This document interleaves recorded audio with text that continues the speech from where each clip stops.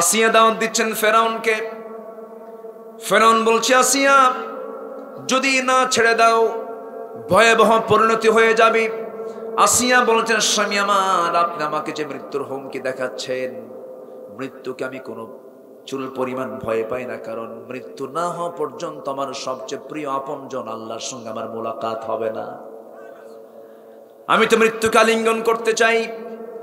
আপনি যে হুমকিটা দেখাচ্ছেন সেই হুমকি দিয়ে আমার কোনো চুল পরিমাণ কোনো ক্ষতি আপনি করতে পারবেন না। ফেরাউন সঙ্গে সঙ্গে তার দাসীকে ধরে ফেললো, দাসীকে তার সামনে নিয়ে আসলো। দাসীকে নিয়ে এসে হাতের মধ্যে পেরেক ঢুকালো, পায়ের মধ্যে পেরেক ঢুকালো, চার হাত পা চারদিকে টান টান করে বেঁধে দিয়া অঙ্গহানি করে একটা একটা করে অঙ্গ কেটে কেটে দাসীকে দুনিয়া থেকে বিদায় করলো। এবার বলছে, আসিয়া এই রিমান্ড তো দেখতে পেলে, এর চেয়ে ভয়ঙ্কর রিমান্ডে নিয়ে তোমাকে আমি টুকরো টুকরো করে দুনিয়া থেকে বিদায় করে দেব। আসিয়া বলছেন, স্বামী আমার, আমার প্রতি অত্যাচার যত বাড়বে আমার ঈমান তত মজবুত হয়ে যাবে, আমার তত ঈমান মজবুত হয়ে যাবে। কিন্তু আজকের যুগের মুসলমান একটু টাইট কোনো পরিবেশ আসলে পরে, প্রতিকূল পরিবেশ আসলে বলে, ভাই আমি তো তোমার দলই আছি। আসতে বলবেন না আছে না নাই, আসতে বলবেন না আছে না নাই। একটা প্রেক্ষাপট আমার মনে পড়ে গেছে, হাতিব ইবনে বালতাআ রাদিয়াল্লাহু তাআলা আনহু ওই হুদায়বিয়ার সন্ধির চুক্তি যখন ভঙ্গ করে, আমার নবীজি মক্কা বিজয় করবেন, মক্কায় তিনি আক্রমণ করে বসবেন, এমন চিন্তার কথা হাতিব ইবনে বালতাআ তার স্ত্রী সন্তানদের সুখের জন্য যখন ওই গায়িকা ওই মহিলার কাছে যখন একটা চিঠি দিয়ে ফেললেন, আল্লাহর পক্ষ থেকে আয়াত নাজিল হয়ে গেল। আমার নবীজি সাহাবে কেরামকে পাঠায়া দিলেন, ওই মহিলাকে ধরে সেই চিঠি উদ্ধার করা হলো। রাসূল বললেন, হাতিব তুমি কেমনটা করেছো? হ্যাঁ করেছি। কেন? আমার সন্তানগুলো, আমার স্ত্রীগুলো মক্কায় রয়ে গেছে, আমি জানি আপনার বিজয় হয়ে যাবে, কিন্তু আমি আমার সন্তানদের সুখের জন্য, তাদের কিছু দুনিয়ার কিছু কল্যাণের জন্য আমি এমন একটা কাজ করে ফেলেছি। আল্লাহর সঙ্গে সঙ্গে আয়াত নাযিল করে বললেন, লান তানফাআকুম আরহামুকুম ওয়ালা আওলাদুকুম ইয়াওমাল কিয়ামাহ ইয়াফসিলু বাইনাকুম ওয়াল্লাহু বিমা তা'মালুনা বাসীর। জোরে বলুন আল্লাহু আকবার। আউযু বিল্লাহি মিনাশ শাইতানির রাজীম।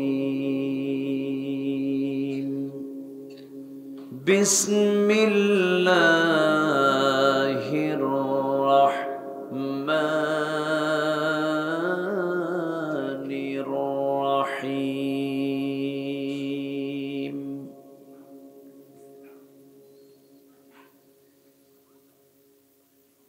ইন্নাল মুনাফিকিনা ফিদ-দারকিল আসফালি মিনান নার।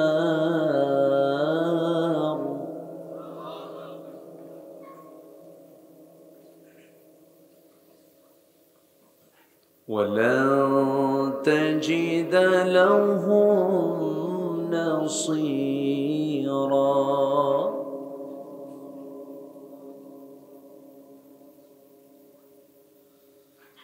إلا الذين تابوا وأصلحوا واعتصموا بالله وأخلصوا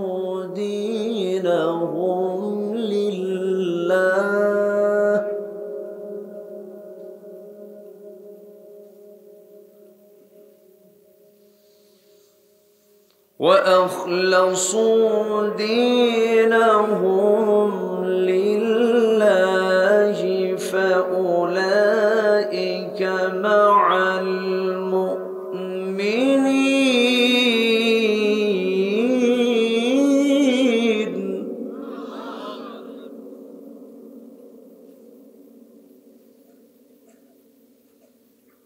وسوف الله المؤمنين أجرا عظيما.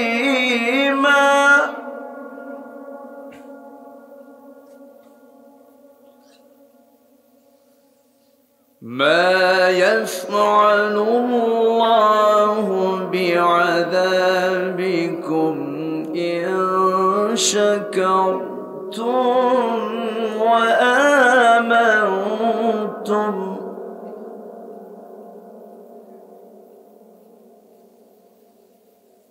وكان الله شاكرا عليما.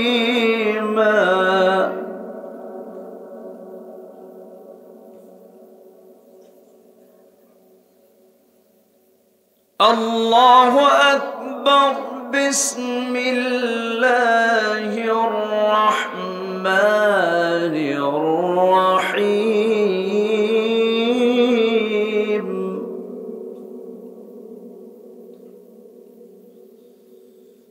إن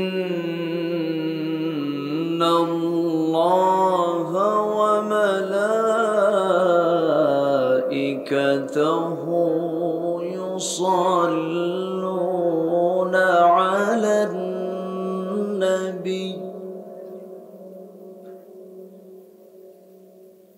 يا أيها الذين آمنوا صلوا عليه وسلموا تسليما.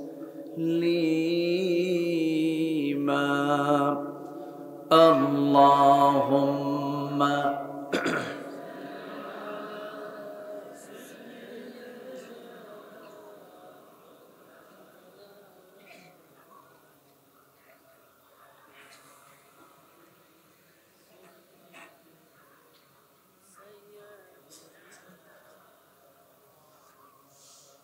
একটু মোহাব্বত দিয়ে নবীর প্রেমে মাতোয়ারা হয়ে জবান খুলে উচ্চ আওয়াজে সবাই বলুন আল্লাহুম্মা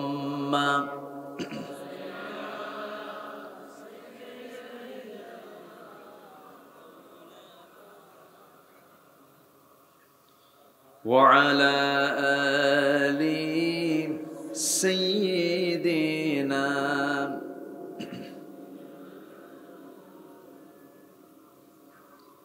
তায়েফের কথা ভেবে কাঁদে শুধু দুনয়ন, এমন দরদি পেতে কাঁদে মন অনুক্ষণ, কাঁদে মন অনুক্ষণ।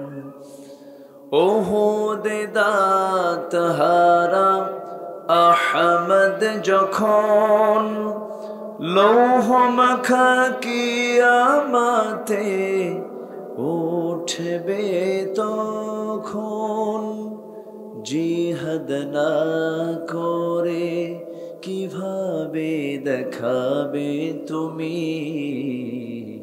চাঁদ চেহারা রূপে ওয়াতুল। আল্লাহুম্মা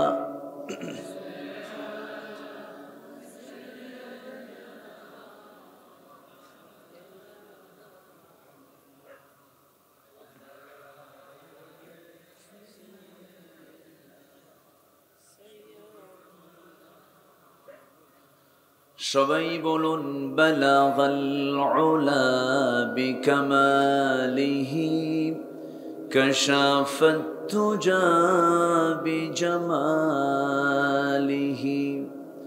হাসুনাত জামিউ খিসালিহি।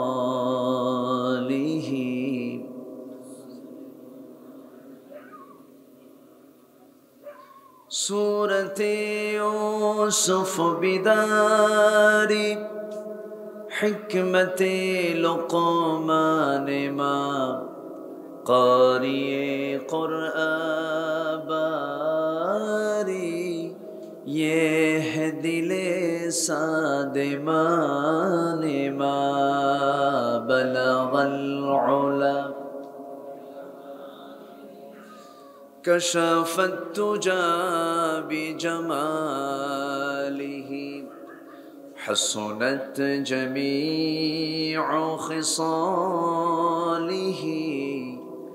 سلوا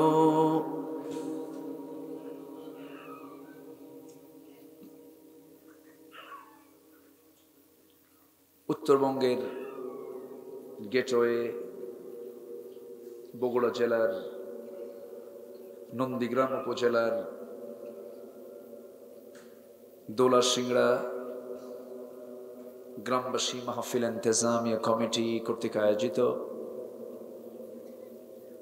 তৃতীয় বার্ষিকী তাফসীরুল কোরআন মাহফিল 2023 ঈদগাহ মাঠে অনুষ্ঠিত 30 নভেম্বর আয়োজিত আজকের এই তাফসীরুল কোরআন মাহফিলের সম্মানিত সুযোগ্য সভাপতি উস্তাজুল আসাতিজা ঐতিহ্যবাহী শেরপুর শহীদিয়ার কামিল মাদ্রাসার অনারেবল সহকারী অধ্যাপক নন্দিত আলেম দ্বীন মুহতারাম মাওলানা মুফতি আব্দুল আজিজ হাফিজাহুল্লাহ, আজকের মাহফিলের সম্মানিত বরেণ্য অতিথি মাননীয় চেয়ারম্যান মহোদয় জনাব জিয়াউর রহমান জিয়া, আজকের মাহফিলের বিশেষ মেহমান, আমার পূর্বে কথা বলেছেন আমার অত্যন্ত কাছের নন্দিত আলেমে দ্বীন প্রখ্যাত ওয়াইজ মুহতারাম মাওলানা আব্দুর রহমান মোল্লা হাফিজাহুল্লাহ, উপস্থিত হাজরাত উলামায়ে কেরাম, ফুদালায়ে ইজাম, সুশীল সমাজ, জাতির শ্রেষ্ঠ সন্তান শিক্ষক মণ্ডলী, জাতির বিবেক সাংবাদিক বৃন্দ, সামনে উপস্থিত দূরে কাছে বিভিন্ন স্থান থেকে ছুটে আসা কালেমার ঝান্ডাবাহী, তাওহীদের পতাকাবাহী, দ্বীন ইসলামের নরসারদুল বীর মুজাহিদ, প্রাণ প্রিয় সম্মানিত দ্বীনী ভাইরা, আড়ালে বসে আছেন শ্রদ্ধেয়া সম্মানিতা মা বোনেরা, আলোচনার সূচনায় আনুষ্ঠানিকতার মধ্য দিয়ে আমার পক্ষ থেকে আবারও দিলখোলা সালাম, আসসালামু আলাইকুম ওয়া রাহমাতুল্লাহি ওয়া বারাকাতুহু। সবাই কেমন আছেন? আমাকে প্রশ্ন করলেন, আল্লাহ তাআলা আমাকে আপনার মতোই আপনার কাতারেই রেখেছেন।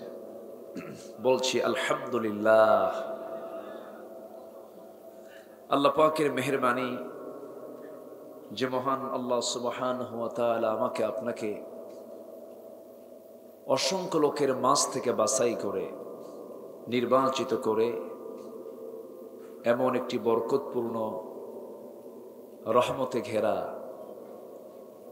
জান্নাতের এমন একটি টুকরায় যিনি আমাকে আসার বসার তৌফিক দিলেন, শুকর আদায় করছি।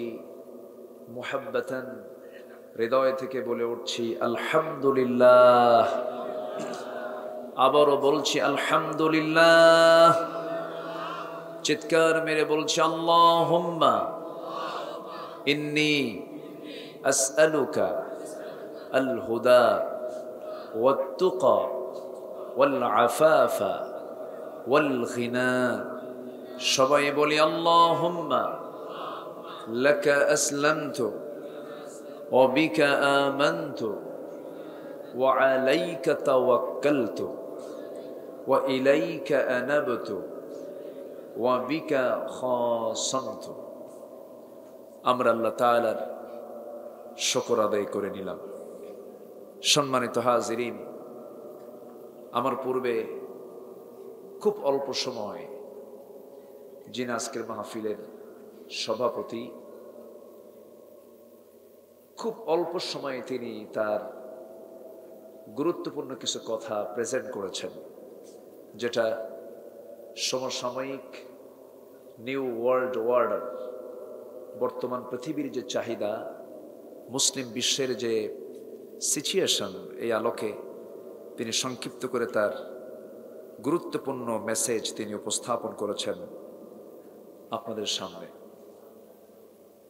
এবং আমার পূর্বে আজকের মাহফিলের বরেণ্য মেহমান আমার আব্দুর রহমান ভাই সুরের মূর্ছনায় অনেক চমকপ্রদ দামি দামি কথা তিনিও বলেছেন। আমি শেষ ক্লাসে এসে ভাঙ্গাচূড়া কিছু কথা বলতে চাচ্ছি, আমাকে সময় দেওয়া যাবে তো? সময় দিতে রাজি আছি তো ইনশাআল্লাহ? জোরে বলি ইনশাআল্লাহ। সম্মানিত হাজিরিন, এই ক্যামেরাগুলো আসছে, এই বেচারিগুলোর উপর অনেকে রাগ করেন, রাগ করা যাবে না।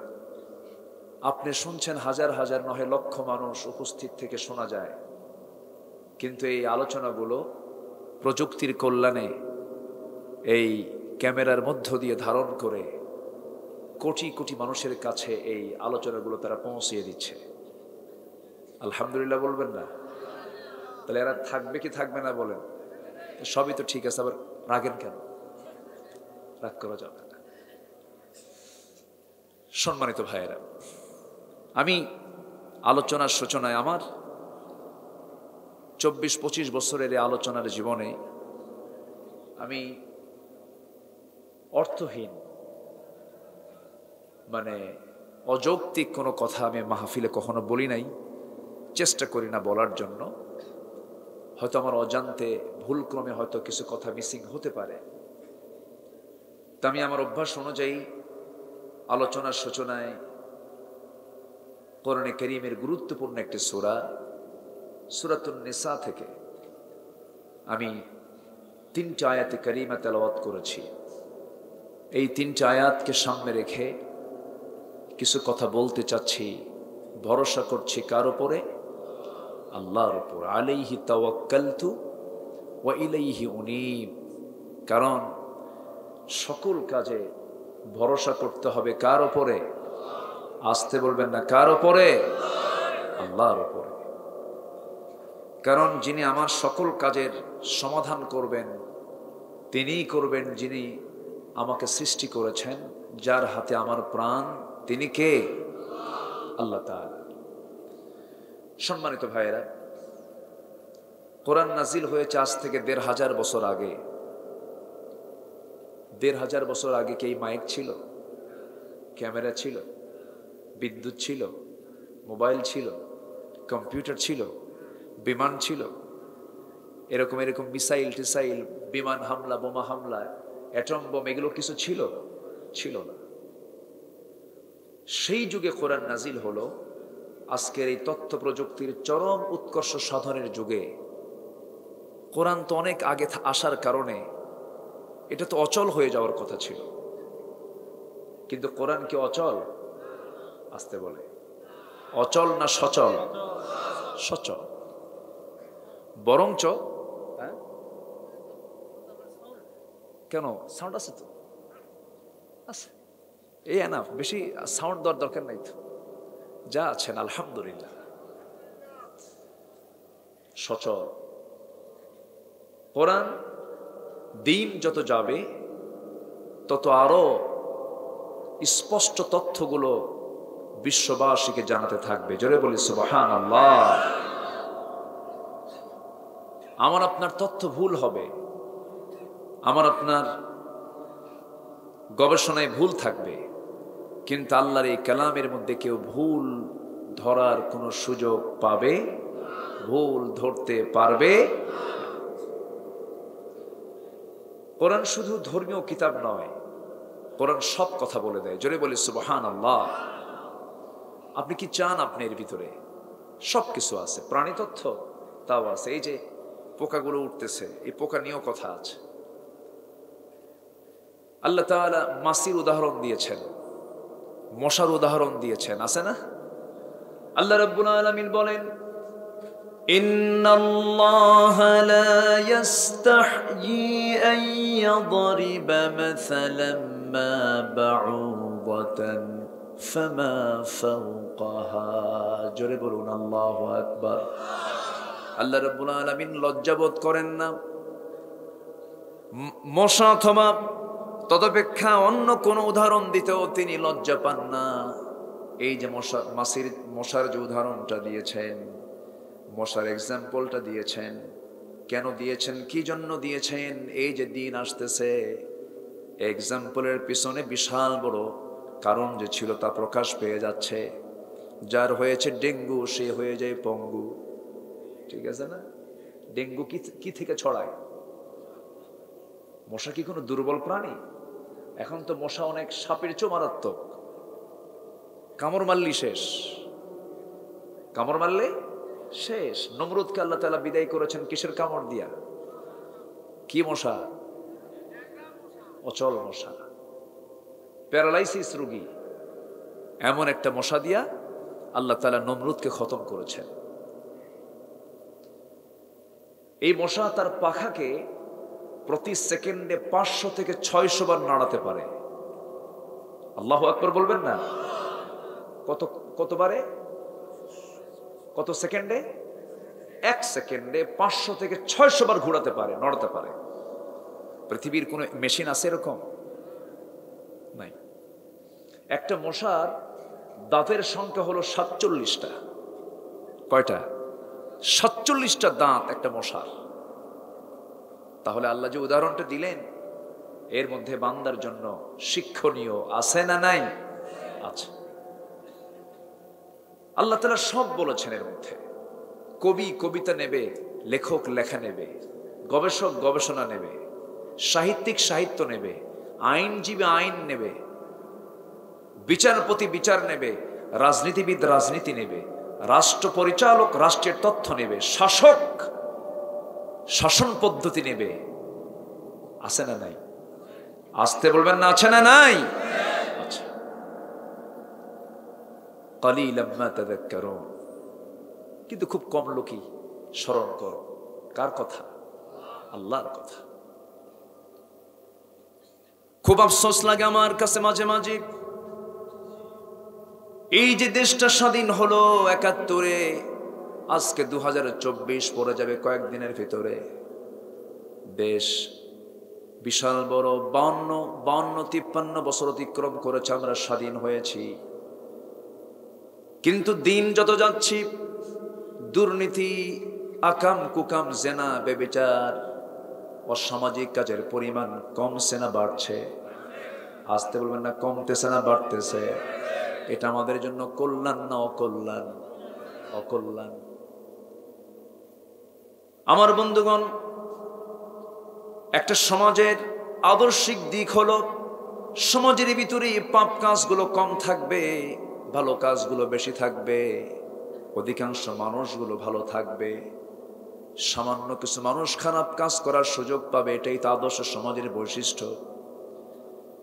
আদর্শ সমাজের বৈশিষ্ট্য হলো সমাজে খারাপ কাজগুলোকে করা বড় কঠিন হয়ে যাবে, ভালো কাজগুলো করা খুব সহজ হয়ে যাবে।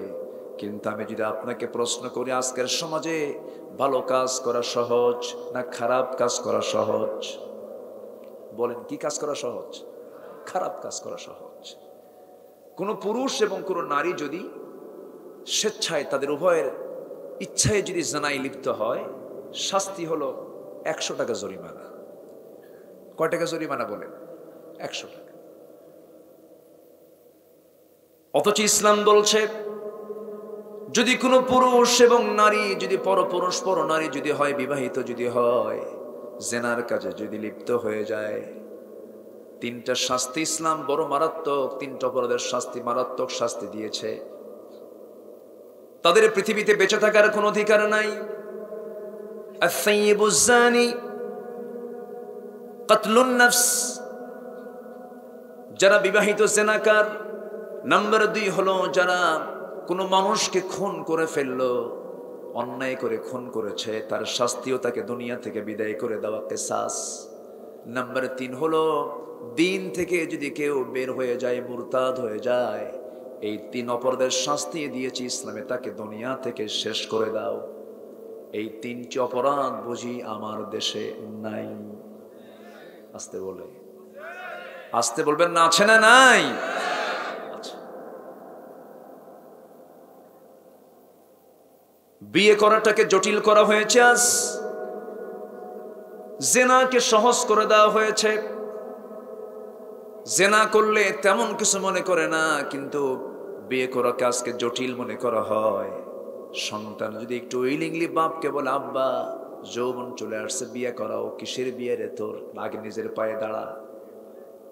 আছে না, আছে না?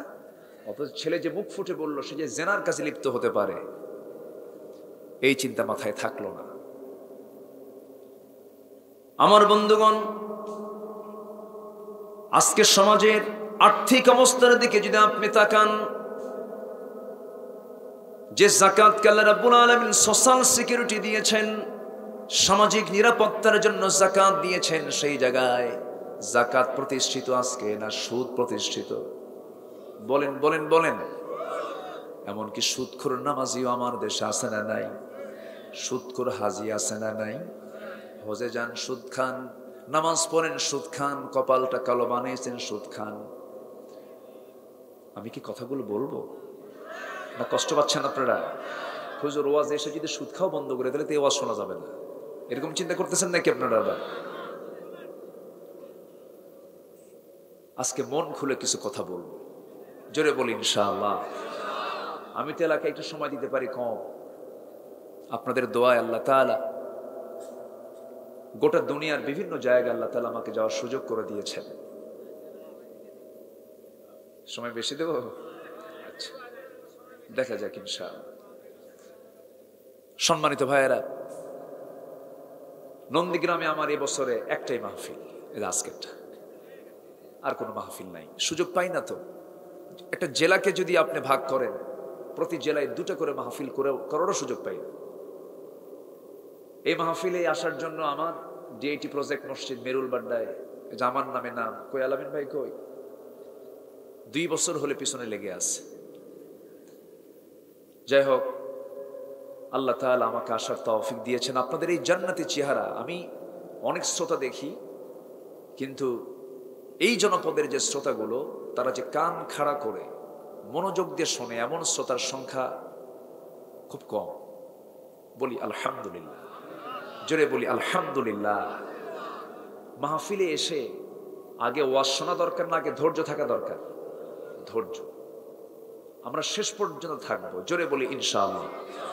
একটা লোক আমরা নড়বো না। ধরেন নামাজ শুরু হয়ে গেছে, 4 রাকাত নামাজ, 2 রাকাত নামাজ ইমাম সাহেব খুব লম্বা সূরা দিয়ে পড়তেছে। এখন মুসল্লি যদি বিরক্ত হয়, বলে হুজুর আমার সময় না, আমি সরে গেলাম, 2 রাকাতে ওর নামাজ হবে? হবে না। মাহফিলটা কিন্তু একটা ইবাদত, যার শুরু হয় সালাম দিয়ে, শেষ হয় দোয়া দিয়ে।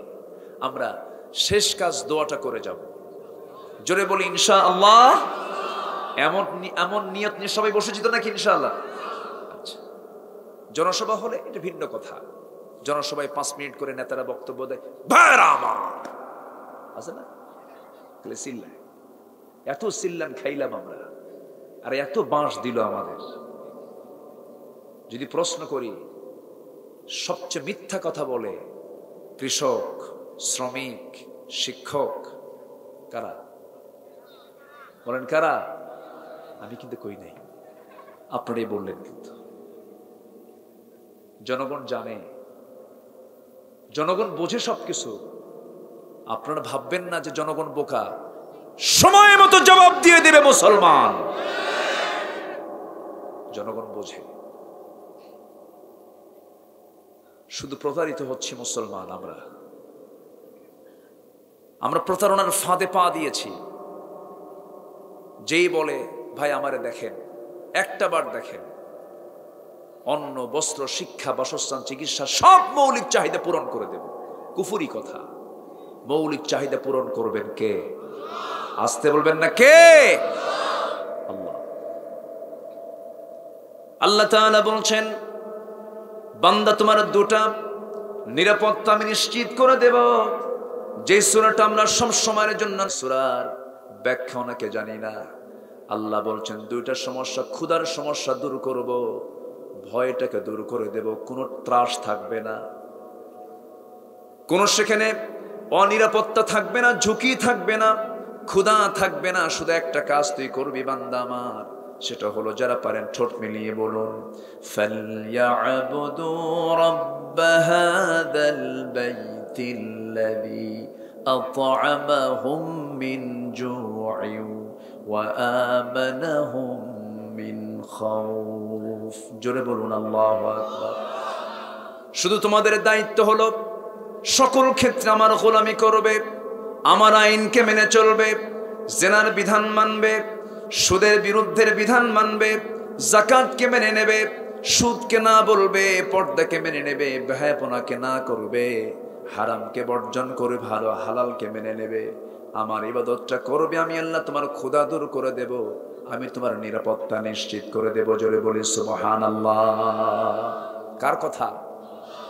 কে বলেছে আমেরিকায় শান্তি? ভুল কথা। কে বলেছে ইউরোপের শান্তি? ভুল কথা। গোটা দুনিয়া আপনি ঘোরেন, কোথাও শান্তি পাবেন না, শান্তির বাতাস আপনি কোথাও অনুভব করবেন না। শান্তি যদি পেতে চাই, শান্তি তখনই আসবে যে সমাজে চালু হবে কিসের বিধান? আসতে বলবেন না, কিসের বিধান? কোরআনের বিধান। আফগানিস্তানকে কত গালমন্দ করা হয়েছে, কত কি করা হয়েছে, যুদ্ধ বিধ্বস্ত একটা জনপদ, অথচ আফগানের যে আজকে টাকার মান আমার দেশের চাইতে কম না বেশি? মাত্র কয়েকদিন আগে তারা আসলো, মান তাদের বেড়ে গেছে। আফিমকে তারা নিষিদ্ধ করেছে, আফিম সেখানে হতো, বন্ধ করে দিয়েছে। হারামের সাথে তাদের কোনো সম্পর্ক তারা রাখছে না। আমরা যেটাই করি না কেন, আমাদের সমস্ত লক্ষ্যের মূল লক্ষ্য হতে হবে কার সন্তুষ্টি? বলেন, আসতে বলবেন না, কার সন্তুষ্টি? আল্লাহর সন্তুষ্টি। কোরআনকে জানতে হবে। যে কোরআন জানে না তাকে মানা যাবে না, যে কোরআন জানে আমি তাকে মানব। জোরে করেন ঠিক কি না? যার নেতৃত্বে কোরআন আছে আমি তার সাথে আছি, যার নেতৃত্বে কোরআন নাই আমি তার সঙ্গে নাই। আমার দেশের কিছু কিছু নেতৃস্থানীয় ব্যক্তিবর্গের মুখ থেকে বের হয়, আগামীকাল ঈদুল আজহার জানাজা নামাজ। ঈদুল আজহার জানাজা নামাজ, এত ইসলাম বোঝে। পার্লামেন্টে তেলাওয়াত করতে দিছে, কারি সাহেব যায় নাই, তেলাওয়াত করতে দিছে এক সংসদ সদস্যকে, উনি তেলাওয়াত করছেন কেল হে আল্লাহ হেত। শয়তান কয় তোর আমার তেলাওয়াত ভালো আছে। এই হলো তেলাওয়াতের দশা, এই হলো কোরআনের সাথে আমাদের সম্পর্ক। রুব্বা কারিন লিল কোরআন ওয়াল কোরআনু ইয়ালআনুহু, যে কোরআনটাকে সহি করে পড়ে না, কোরআন তাকে লানত করে। যদি প্রশ্ন করি, এখানে যারা বসে আছেন ম্যাক্সিমাম সহি কোরআন পড়তে পারেন, সবার কি হাত উঠবে? এই দোষ শুধু আপনাকে দিলে হবে না। মালয়েশিয়া গিয়েছিলাম, মালয়েশিয়ার প্রধানমন্ত্রী থেকে শুরু করে নিয়ে সাধারণ ছোট্ট ক্লাস 4-5 পড়ে সকল মুসলমান নামাজের ইমামতি করার যোগ্যতা রাখে। কেন? সিলেবাসটাই সাজানো আছে, এমন সিলেবাস কোরআন বুঝতে সে বাধ্য। আমার দেশে কি সেই সিলেবাস আছে? ছিল। সকালে উঠি আমি মনে মনে বলি সারাদিন আমি যেন ভালো হয়ে চলি। ফররুখ আহমদের কিছু কবিতা ছিল, কবি নজরুলের কিছু কবিতা, ওগুলো বাদ দিয়ে ঢুকাই দিয়েছে লাল গরু। কি গরু? লাল গরু। কষ্ট পাচ্ছেন নাকি আপনারা? একটু মনোযোগ দিয়ে শোনেন। প্রথম আহ্বানটা থাকবে হলো কোরআনের মাহফিলে আসছি আমরা, কোরআন আগে শিখব। জোরে বলি ইনশাআল্লাহ। তাহলে 1 নম্বর আমার আহ্বান কি বলেন? কোরআন কি করব? শিখব। কি আলেমরা শুধু শিখবে না সবাই? বলেন বলেন বলেন বলেন। শুধু আলেমরা জান্নাতে যাবে না, সবাই যেতে চাই? তাহলে কোরআন জেনে জান্নাতে যেতে হবে, কোরআন না জেনে জান্নাত পাওয়া যাবে না। মূর্খের জন্য জান্নাত নাই। হয়তো রাগ করছেন যে হুজুর আপনি কি কোন, আপনি যে মূর্খ সে তো মুশরিক হয়ে যাবে, সে বুঝবে না। মূর্খ মানে আমি এটা বলছি না, জ্ঞানী মানে এটা বলছি না আপনি কামেল পাস করেন, মাস্টার্স করেন, দাওরে হাদিস করেন না। হালাল হারামের ন্যূনতম জ্ঞান। একটা আলেম সে সহি কথা বলছে না ভুল কথা বলছে, এতটুকু ন্যূনতম জ্ঞান সবার ভিতরে থাকার দরকার আছে না নাই? ইলিশ মাছ চিনি, মাছ কিনতে গেলে কোনটা পচা কোনটা ভালো এটা জানি, এতটুকু ন্যূনতম জ্ঞান সবার থাকার দরকার। সবার আগে আছে না নাই? আচ্ছা, আল্লাহ তাআলা সর্বনিম্ন জান্নাত দিবেন 10টা পৃথিবীর মতো একটা জান্নাত। জোরে বলে সুবহানাল্লাহ। কয়টা পৃথিবী বলেন? মনে ছোটখাটো হয়ে গেছে। জান্নাত কি ছোটখাটো হয়েছে? জোরে বলেন না ভাই সুবহানাল্লাহ। কয়টা পৃথিবী? কল্পনাই করা যায় না, চিন্তা করা যায়। একটা বান্দার জন্য 10টা পৃথিবীর মতো একটা জান্নাত। ছোটবেলায় এই হাদিসটা যখন পড়েছি তখন ভাবতাম, আল্লাহ তোমার এতগুলো জায়গা কই? চিন্তা করতাম, জায়গা আছে না নাই? আছে, জায়গা অবশ্যই আছে। শুধু একটা তথ্য দিয়ে মূল আলোচনার দিকে আস্তে আস্তে চলে যাব। আমরা নন্দীগ্রামের দোলা সিংড়ার এই মাঠে বসে আছি। আমরা আল্লাহর মখলুক, আমরা আল্লাহর বান্দা। এখান থেকে আমরা যদি এখন আকাশের দিকে তাকাই, মিটি মিটি করে একটা চাঁদ দেখতে পাবো। চাঁদের পিছনে অসংখ্য তারকারা যে দেখতে পাচ্ছি, আছে না? আছে। এই চাঁদ সবচেয়ে নিকটে অবস্থান করছে বলে চাঁদকে একটু বড় দেখতে পাচ্ছি, কিন্তু তারকাগুলো মিটি মিটি করে জ্বলছে জোনাকির মতো। কিন্তু সেই তারকাগুলো সূর্যের, সেই চাঁদের চেয়ে ছোট না বড়? সূর্যের চেয়েও ছোট না বড়? এই সূর্য দিনের বেলা যে দেখতে পাই যে বিশাল বড় একটা লাইট, এই পৃথিবী থেকে বিজ্ঞানীদের ধারণা হলো 13 লক্ষ গুণ বড়। ওই সূর্যের চাইতে যে আমরা তারকাগুলো দেখতে পাই, সেই তারকাগুলো সূর্যের চাইতে 1টা গুণ নয়, 2টা গুণ নয়। বেটেল জুইস একটা তারকা আছে 33 কোটি গুণ বড়। জোরে বলি সুবহানাল্লাহ। কয়টা তারকা? একটা। তাহলে জায়গা আছে তো নাকি? আসতে কয় জায়গা আছে না নাই? আছে। আমার বন্ধুগণ, বেটেল জুইস, সুপারনোভা, আড্রা, এরকম যে অসংখ্য তারকা আল্লাহ রাব্বুল আলামিন মহাশূন্যে ঝুলিয়ে রেখেছেন, হ্যাঙ্গিং করে রেখেছেন। আমার বন্ধুগণ, কিছু কিছু তারকার আলো পৃথিবীতে এখনো পৌঁছে নাই। এত দূরে তারকা আল্লাহ রাব্বুল আলামিন রেখে দিয়েছেন। ওয়ালাকাদ যায়্যানাস সামাআদ দুনিয়া বিমাসাবিহ। অসংখ্য তারকারা যদি আল্লাহ তাআলা আকাশকে ডেকোরেট করে দিয়েছেন। আমার বন্ধুগণ, এখন মানুষ চাঁদের দেশে গেছে, মঙ্গল গ্রহে গেছে। যদি কোনো ব্যক্তি যদি ভাবি আমি একটু তারকার দেশ দেখতে যাব, পৃথিবীর সবচেয়ে নিকটবর্তী তারকা হলো প্রক্সিমা সেন্ট্রাই। প্রক্সিমা সেন্ট্রাই যদি কেউ যেতে চায়, এই পৃথিবী থেকে কোনো বিমানে চললে হবে না, হেলিকপ্টারে চললে হবে না। পৃথিবীর সবচেয়ে দ্রুতগামী একটা নভোযান আছে, তার নাম হলো অ্যাপোলো 11, যার গতি হলো প্রতি ঘন্টায় 39,000 কিলোমিটার। কত হাজার? প্রতি ঘন্টায় চলে 39,000 কিলোমিটার। এই নভোযানে চলে যদি কেউ রওনা দিয়ে দেয়, ওই চাঁদের ওই তারকার দেশে যেতে সময় লাগবে 1,15,000 বছর মাত্র। যাবেন কারা কারা? হাত তুলে। সম্ভব? বাঁচবেন কয়দিন? যাবেন কোন দিন? কোনদিন সম্ভব নয়।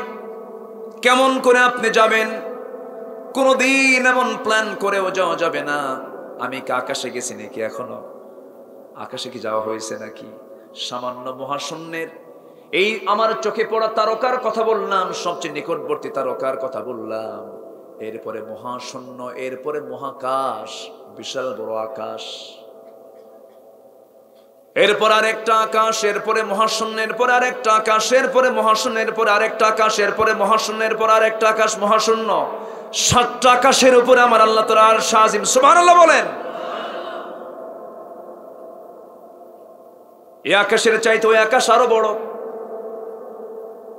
আল্লাহ বলছেন, বান্দা, আমার পছন্দের বান্দাগুলোর জন্য আমি আকাশের দরজা খুলবো, কিন্তু কোন বান্দার জন্য দরজা খুলবো না শোন।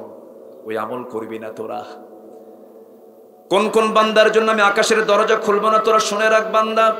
ইন্নাল্লাযীনা কাযযাবু বিআয়াতিনা ওয়াস্তাকবারু আনহা লা তুফাত্তাহু লাহুম আবওয়াবুস সামাই ওয়া লা ইয়াদখুলুনাল জান্নাহ হাত্তা ইয়ালিজাল জামালু ফি সাম্মিল খিয়াত ওয়া কাযালিকা নাজজিল মুজরিমিন। জোরে বলুন আল্লাহু আকবার।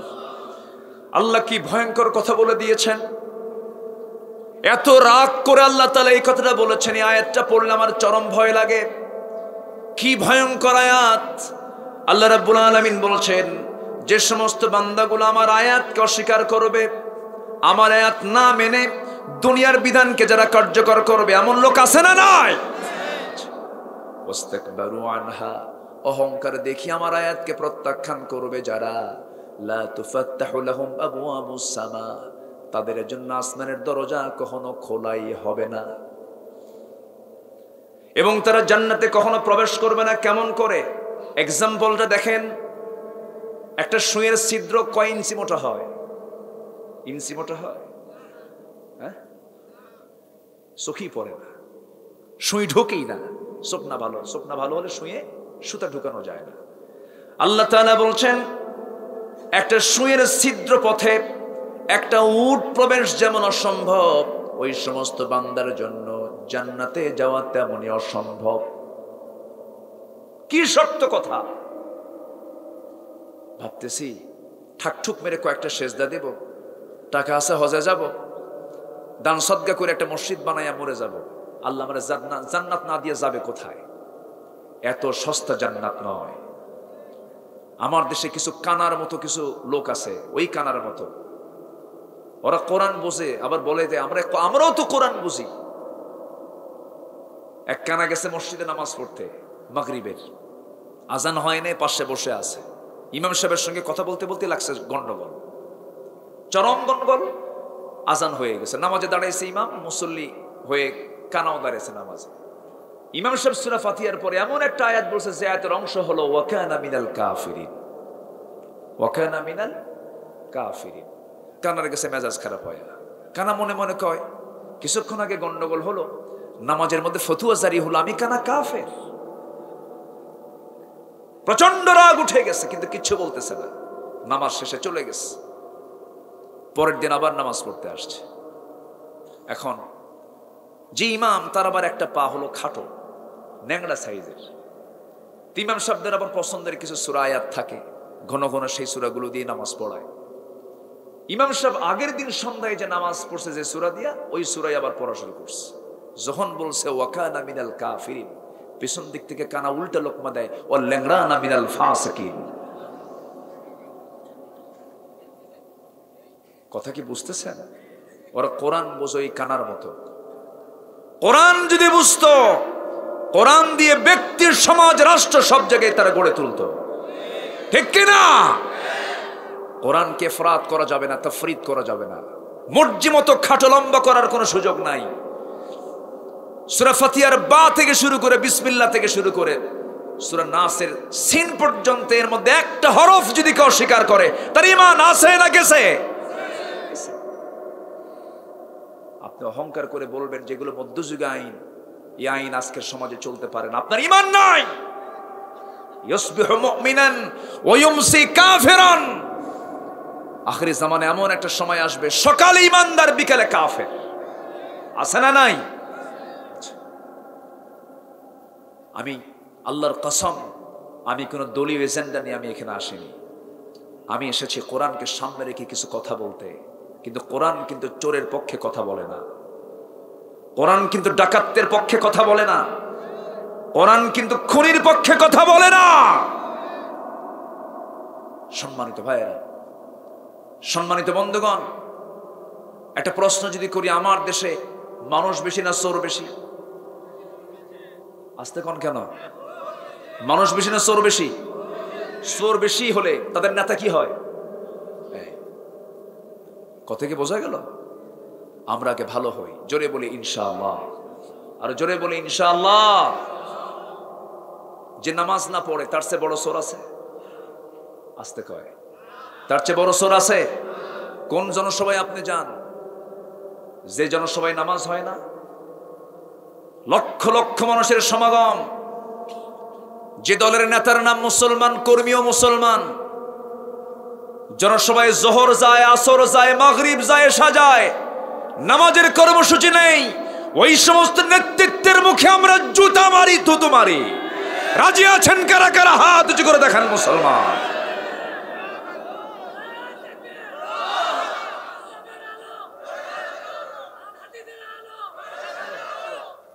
আল্লাহ কবুল করুন, জোরে বলি আমিন। নামাজ আছে, আমি আছি, নামাজ নাই, আসতে নামাজ নাই, আমি নাই। কারণ সবার আগে আমার কাকে দরকার? আসতে বলবেন না, কাকে দরকার? আল্লাহকে দরকার। আল্লাহ ছাড়া কোনো পথ নেই। আমি ছিলাম আল্লাহর কাছে, আবার ফিরে যাব কার কাছে? আল্লাহর কাছে। একটু কান লাগান, মনোযোগ দিয়ে আমরা একটু শোনার চেষ্টা করি, একটু মিলায়ে নিচ্ছি আমরা। আল্লাহ রাব্বুল আলামিন কাফেরকে জাহান্নাম দিবেন, মুশরিককে জাহান্নাম দিবেন, জালিমকে জাহান্নাম দিবেন, ফাসিকদেরকে জাহান্নাম দিবেন, কিন্তু মুনাফিককেও জাহান্নাম দিবেন। কিন্তু মুনাফিককে কোন জাহান্নাম দিবেন ক্লিয়ার করে দিয়েছেন কে? আল্লাহ তাআলা। কাফেরের শাস্তি যতটুকু হবে, মুনাফিকের শাস্তি তার চেয়ে বেশি হবে। মুশরিকের শাস্তি যতটুকু হবে, মুনাফিকের শাস্তি তার চেয়ে বেশি হবে। খুব ভয়ঙ্কর আচরণ মুনাফিকি। মুনাফিককে চেনার জন্য সূরা মুনাফিকুন দিয়েছেন আল্লাহ তাআলা, কাফিরকে চেনার জন্য কাফিরুন দিয়েছেন সূরা, মুমিনকে চেনার জন্য সূরা মুমিনুন দিয়েছেন। আমরা মুনাফিকের চরিত্র যেন না নিয়ে আল্লাহ তাআলা তা ফাইন্ড আউট করেছেন, বান্দা এই সমস্ত কাজগুলো মুনাফিকের কাজ, এগুলো বাদ দিয়ে দে। কারণ মুনাফিকের জন্য চূড়ান্ত শাস্তি। আল্লাহ রাব্বুল আলামিন বলেন, ইন্নাল মুনাফিকিনা ফিদ দারকিল আসফালি মিনান নার ওয়া লান তাজিদা লাহুম নাসীরা। মুনাফিকদের জন্য জাহান্নামের সর্বনিম্ন জায়গা বরাদ্দ, সবচেয়ে নিচের জায়গা বরাদ্দ, তাদের দিয়ে ফাউন্ডেশন করা হবে জাহান্নামের, এবং তাদের জন্য কোনো সাহায্যকারী থাকবে না। মুনাফিক তো কাফের নয়, মুনাফিক মুশরিক নয়, মুনাফিক হলো মুসলিম নামধারী সুরত বেশধারী কিছু মুনাফিক আছে না নাই বলে? আচ্ছা, তাদের নামের আগে মুহাম্মদ লাগানো আছে, মুখে দাড়িও আছে, মাথায় টুপিও আছে, চাল চলন সুরত দেখে মনে হয় বিশাল বড় বুজুর্গ, কিন্তু চরিত্রটা মুনাফিকি। মুনাফিকি কেমন? মাঝে মাঝে সাহাবে কেরামদের মধ্যে সন্দেহ তৈরি হয়ে যেত। একদিন এক সাহাবী দৌড়ে দৌড়ে নবীর দরবারে আসতেছেন আর বলছেন, না ফাকা হানজালা, না ফাকা হানজালা। নবীর সামনে দাঁড়িয়ে বলছেন, হুজুর আপনার হানজালা মুনাফিক হয়ে গেছে। রাসূল বলেন, হানজালা কেন? কেন কি হয়েছে হুজুর? আপনার সামনে যখন বসে থাকি দুনিয়ার কথা ভুলে যাই, কিন্তু আপনার থেকে যখন পরিবারের কাছে যাই, বাইরে চলে যাই, দুনিয়ার কথা মনে হয়, আমার মনে হয় আমি হানজালা মুনাফিক হয়ে গেছি। রাসূল বললেন, না না হানজালা, এটা মুনাফিকের লক্ষণ নয়। বিয়ে আমার সুন্নাত, সন্তান লালন পালন করা আমার সুন্নাত। ও হানজালা, না না তুমি মুনাফিক হও নাই হানজালা। একজন সাহাবীর কাছে মুনাফিকের তালিকা ছিল, হুযায়ফা রাদিয়াল্লাহু তাআলা আনহু। এই সাহাবীর কাছে মাঝে মাঝে ইসলামের দ্বিতীয় খলিফা ওমর ফারুক রাদিয়াল্লাহু আনহুর মতো মানুষ, যিনি দুনিয়াতে বসে জান্নাতের সংবাদ পেয়েছেন, সেই ওমর মাঝে মাঝে গিয়ে বলতেন, হুযায়ফা দেখো তো, যে মুনাফিকের তালিকা রাসূল তোমার হাতে দিয়েছেন, সেই তালিকার মধ্যে আমি ওমর, আমার নামটা আছে কিনা? আমার নামটা আছে কিনা দেখো তো। কি পেরেশান তারা ছিলেন, নিজের ঈমান নিয়ে তারা বড় পেরেশান থাকতেন। আমার বন্ধুগণ, আমরা যেন মুনাফিকের কাতারে না যাই, ওই সমস্ত বদস্বভাবগুলো আমরা ছেড়ে দেব। জোরে বলি ইনশাআল্লাহ, আরো জোরে বলি ইনশাআল্লাহ। মুনাফিকের লক্ষণগুলো কি কি আমরা কি সবাই শুনতে রাজি আছি নাকি? সবাই কি শুনতে রাজি আছি? মুনাফিকরা জোহর পড়তে পারে, আসর পড়তে পারে, মাগরিব পড়তে পারে, কিন্তু মুনাফিকরা ফজর নামাজ পড়তে পারে না। কি কথা কি বুঝতেছেন আপনারা? মুনাফিকের কিছু লক্ষণ আরো আছে। কথায় কথায় মিথ্যা বলা, ওয়াদা ভঙ্গ করা। এমন লোক তো বাংলাদেশে খুঁজে পাওয়া যাবে না। আস্তে আস্তে কথা বলে, আছে আছে। আমার বন্ধুগণ, ইমান তো এক জমানে, ইমানদার এক জমানে কথা বলবে, দুই জমানে কখনো কথা বলবে না। দুই রকম চরিত্র ইমানদারের কখনো থাকতে পারে না। আল্লাহ তাআলা সাহাবীদের দিয়ে এগুলো বাস্তব কিছু শিক্ষা দিয়ে দিয়েছেন। দুইটা প্রেক্ষাপট আমি আজকে টানবো। তাবুক অভিযান থেকে রাসূল ফিরে এসে দেখেন 3 জন সাহাবী যুদ্ধে যায় নাই। এই প্রেক্ষাপটটা আমি টানবো, জোরে বলি ইনশাআল্লাহ। আরেকটা প্রেক্ষাপট হলো, আমার নবীজি মক্কা থেকে মদিনায় হিজরত করেছেন। হুদাইবিয়ার সন্ধি যখন চুক্তি যখন হবে, হুদায়বিয়ার সন্ধি চুক্তি যখন ভঙ্গ করে ফেললো কুরাইশরা, একজন সাহাবীর কাছে মক্কা থেকে একজন গায়িকা এসেছিল। গায়িকা এসে কিছু আর্থিক সাহায্য নিয়ে চলে যাওয়ার সময় সেই নায়ক গায়িকার কাছে একজন সাহাবী হাতিব ইবনে আবি বালতাআ রাদিয়াল্লাহু তাআলা আনহু একটা চিঠি দিয়েছিলেন। চিঠি দিয়ে গোপন করে চিঠিটা দেওয়া হয়েছিল। এই বিষয়ে বিশাল বড় সূরা মুমতাহিনার মধ্যে একটা কথা আছে, সূরা তওবার মধ্যে কথা আছে। এই দুইটা প্রেক্ষাপটকে সামনে রেখে আমরা যেন শিক্ষা নিতে পারি সেই বিষয়ে কিছু কথা একটু পরেই বলছি। জোরে বলি ইনশাআল্লাহ, আরো জোরে বলি ইনশাআল্লাহ। আমাকে সময় দেওয়া যাবে তো? আমি এ পর্যন্ত 3 জনকে উঠতে দেখেছি। 3 জনে যে 3 নাম্বার ব্যক্তি উঠতেছে। এই যে ওঠেন কেন? বসেন, বসেন, যাওয়া যাবে না। আমি খুবই খুশি, আমি খুবই আনন্দিত, বলি আলহামদুলিল্লাহ। আমাকে সময় দেবেন তো ইনশাআল্লাহ? একটু ধৈর্য ধরে শুনতে হবে। আমার কথার ভিতরে একটু হাসি তামাশা কম, লাফালাফি কম। আমার দেশে কিছু কিছু ওয়াইজ আছে, ওয়াজ করতে করতে আবার লাফ মেরে ওঠে, টেবিলেও সরে।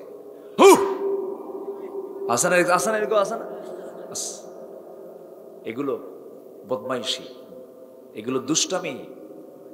কোরআনকে সামনে রেখে যারা এরকম বেয়াদবি করে তার পৃথিবীর শ্রেষ্ঠ বেয়াদব তারা, ঠিক কিনা? বেয়াদব তারা। আমার নবীজির আলোচনায় সাহাবা কেরামের শুধু মুখ থেকে, চেহারা থেকে শুধু 2টা জিনিস প্রকাশ পেত। একটা হলো আল্লাহর তাসবিহ করা, আর চোখের কোনা বেয়ে বেয়ে দরদর করে পানি বের হওয়া। নবীজির বয়ানে এই 2টা জিনিস সবচেয়ে বেশি প্রকাশ পেত। আর আজকের কিছু মাহফিলগুলো এমন একটা সিচুয়েশন তৈরি করছে যেন ওটা একটা পুরা একটা যাত্রার মঞ্চ। আছে না? নয় না, মাহফিলকে করতে হবে ভাব গম্ভীর্য থাকতে হবে মাহফিলে, যেন প্রত্যেকটা শ্রোতার ভিতরে যেন একটা আখিরাত কেন্দ্রিক একটা চিন্তা যেন মাথায় কাজ করে। আলহামদুলিল্লাহ বলে। সম্মানিত ভাইরা, তাহলে আমরা কি মুনাফিকের কাতারে থাকতে চাই? আমরা কি মুনাফিকের কাতারে থাকতে চাই? মুনাফিকের চরিত্র হলো একমুখী না দ্বিমুখী? বলেন, একমুখী না দ্বিমুখী? ইমানদার কথা বলবে 2 দিকে না একদিকে? একদিকে। জীবন যাবে, তার কথা নড়বে না, তার ঈমান নড়বে না, বাতিল শক্তির কাছে তারা মাথা নত করবে না। যেমনটি করেছিলেন একজন মহিষী নারী ইমরাতে ফিরাউন।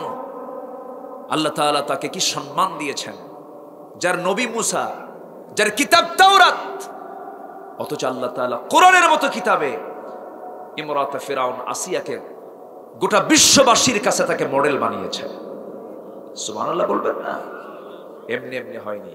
First lady of Egypt, first lady of মিশর, মিশরের তিনি ফার্স্ট লেডি ছিলেন। যার ফেরাউন ছিল, যার রাষ্ট্রপতি ছিল ফেরাউন, ফেরাউনের বউ আসিয়া। আচ্ছা, চেয়ারম্যান বড় না চেয়ারম্যানের বউ বড়? ভালো করে কম।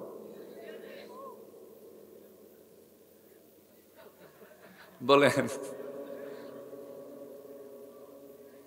হেড অফিস কোনটা বলেন?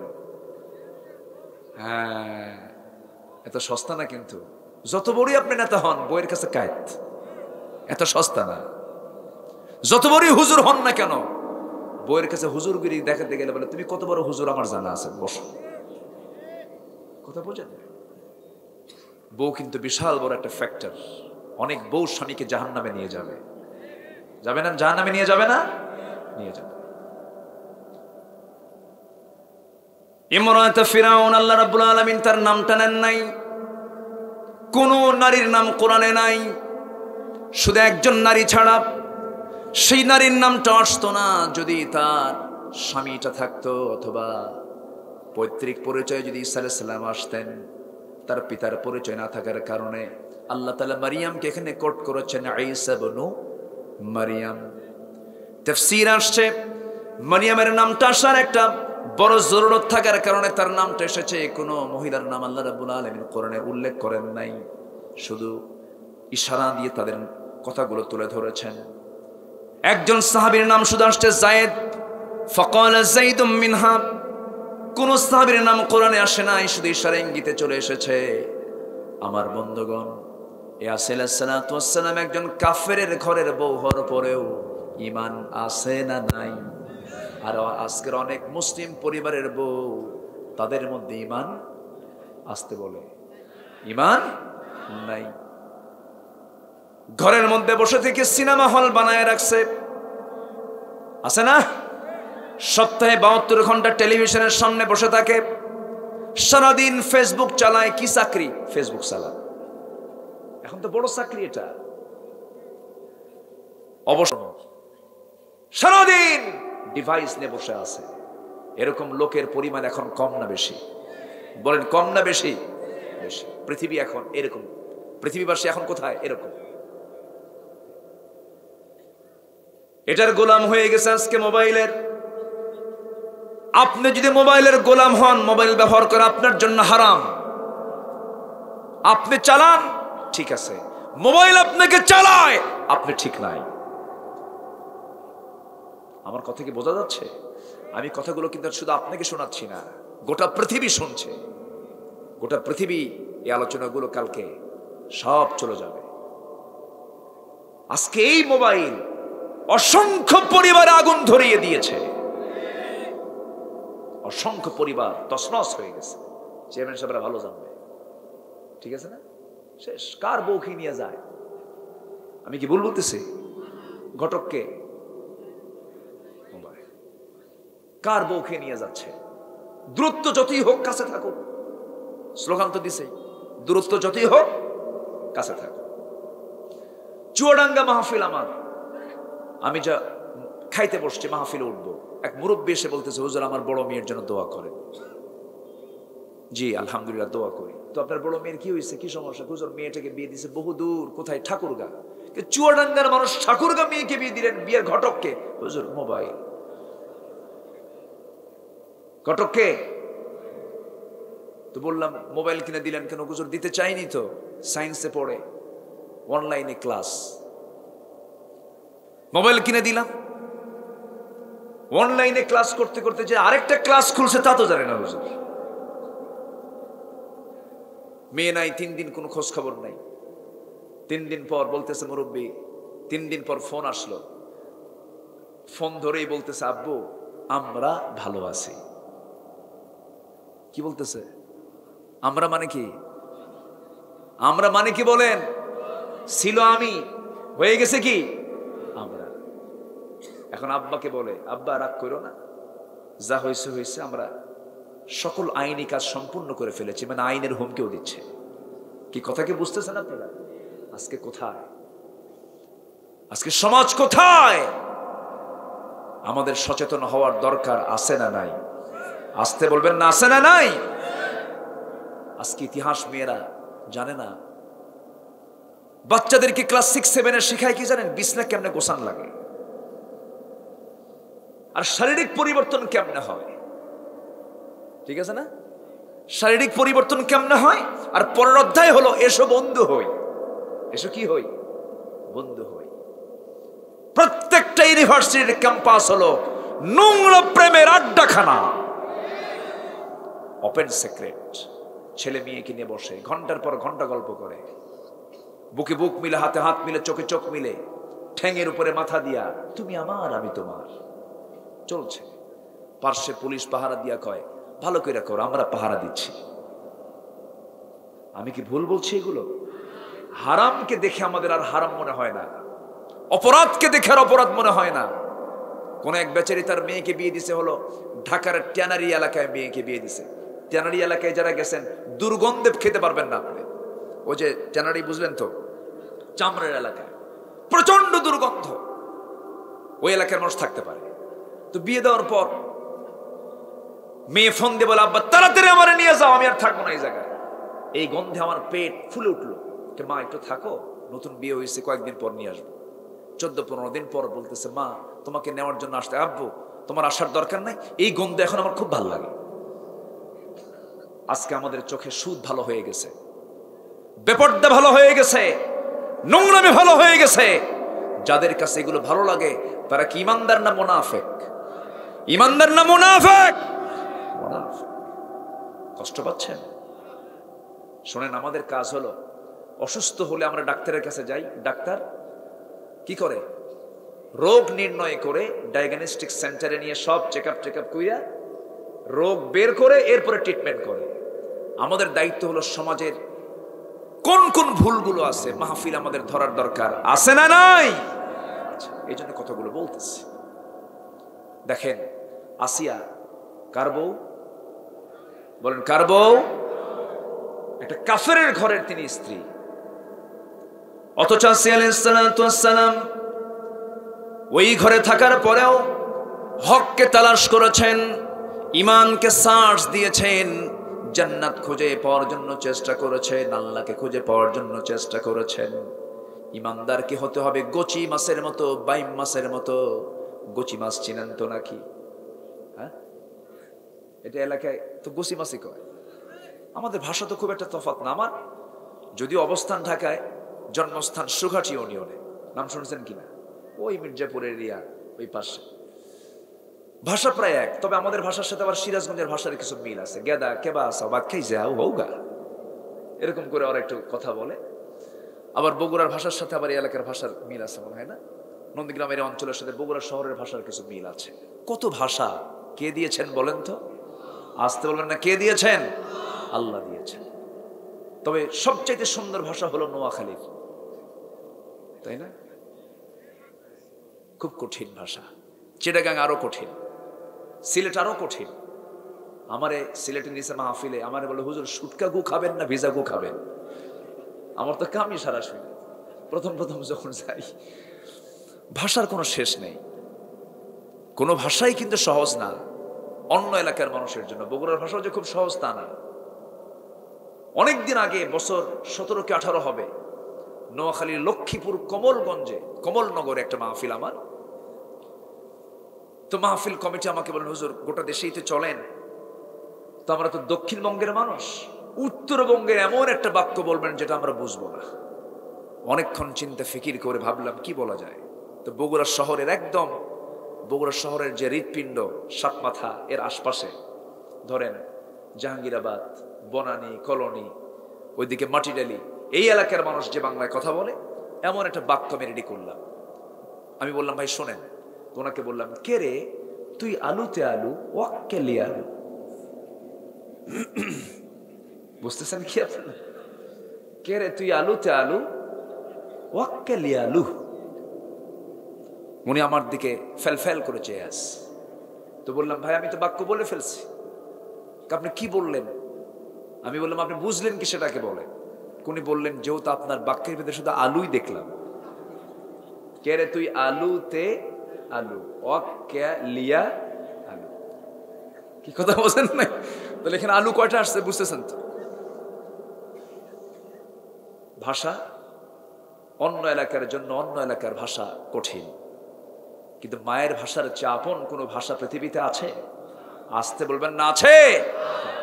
কি মাছ বলে? গোচি মাছ তো নাকি? গোচি মাছ, বাইম মাছ। এ থাকে কোথায়? পানিতে না কাদায়? গাটা কি বলেন? গাটা কি কাদায়? কাদায় মাখানো না পরিষ্কার?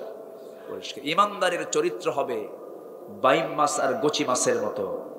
হাজারো হাজারো কাদা, হাজারো বালি ওর গায়ে লাগতে দিলেও, চেষ্টা করলেও সে সহজে কোনো হারাম কাজে সে নিজেকে জড়াবে না। সুবহানাল্লাহ। আমরা এই চরিত্র আনবো, জোরে বলি ইনশাআল্লাহ। আসিয়া ছিলেন সেই চরিত্রের। ফিরাউনের ঘরে থেকে ফার্স্ট লেডির মতো লোভনীয় পথকে প্রত্যাখ্যান করলেন। একজন শাসকের বউ কালিমা গ্রহণ করলেন। কালিমা যখন গ্রহণ করলেন, ফেরাউন বলল, আসিয়া শুনতে পেলাম তুমি নাকি কালিমা পড়েছ। সঙ্গে সঙ্গে আসিয়া বলছেন, স্বামী আমার, শুনবেন কেন? আপনি দেখেন, আশহাদু আল্লা ইলাহা ইল্লাল্লাহু ওয়াহদাহু লা শারীকা লাহু। সঙ্গে সঙ্গে ফেরাউন বলল, আসিয়া কি আচরণ তুমি করলে? আমি তো লজ্জায় মরে যাচ্ছি। আমার শত্রু, আমার দুশ্মন মুসার তুমি পাবন্দী হয়ে গেলে, তুমি দয়া করে ছেড়ে দাও। আমার সম্মান চলে যাবে, আমার যশ খ্যাতি সব নষ্ট হয়ে যাবে।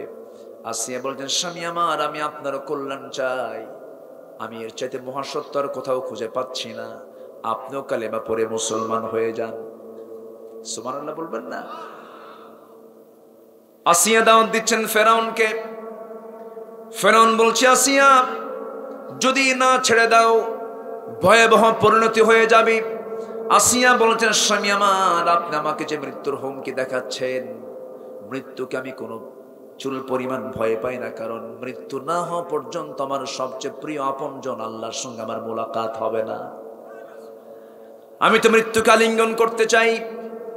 আপনি যে হুমকিটা দেখাচ্ছেন সেই হুমকি দিয়ে আমার কোনো চুল পরিমাণ কোনো ক্ষতি আপনি করতে পারবেন না। ফেরাউন সঙ্গে সঙ্গে তার দাসীকে ধরে ফেললো, দাসীকে তার সামনে নিয়ে আসলো। দাসীকে নিয়ে এসে হাতের মধ্যে পেরেক ঢুকালো, পায়ের মধ্যে পেরেক ঢুকালো, চার হাত পা চারদিকে টান টান করে বেঁধে দিয়া অঙ্গহানি করে একটা একটা করে অঙ্গ কেটে কেটে দাসীকে দুনিয়া থেকে বিদায় করলো। এবার বলছে, আসিয়া, এই রিমান্ড তো দেখতে পেলে, এর চেয়ে ভয়ঙ্কর রিমান্ডে নিয়ে তোমাকে আমি টুকরো টুকরো করে দুনিয়া থেকে বিদায় করে দেব। আসিয়া বলছেন, স্বামী আমার, আমার প্রতি অত্যাচার যত বাড়বে আমার ঈমান তত মজবুত হয়ে যাবে, আমার তত ঈমান মজবুত হয়ে যাবে। কিন্তু আজকের যুগের মুসলমান একটু টাইট কোনো পরিবেশ আসলে পরে, প্রতিকূল পরিবেশ আসলে বলে, ভাই আমি তো তোমার দলই আছি। আসতে বলবেন না, আছে না নাই? আসতে বলবেন না, আছে না নাই?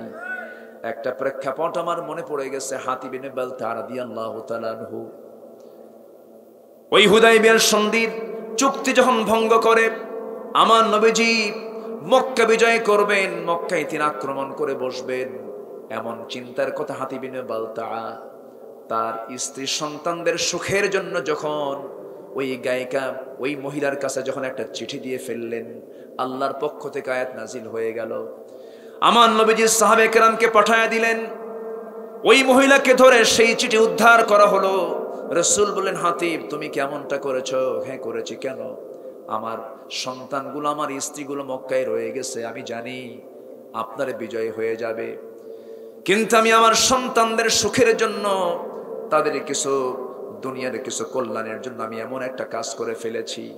আল্লাহর সঙ্গে সঙ্গে আয়াত নাযিল করে বললেন, লাইয়ান তানফাআকুম আরহামুকুম ওয়ালা আওলাদুকুম ইয়াওমাল কিয়ামাহ ইয়াফসিলু বাইনাকুম ওয়াল্লাহু বিমা তা'মালুনা বাসীর। জোরে বলুন আল্লাহু আকবার।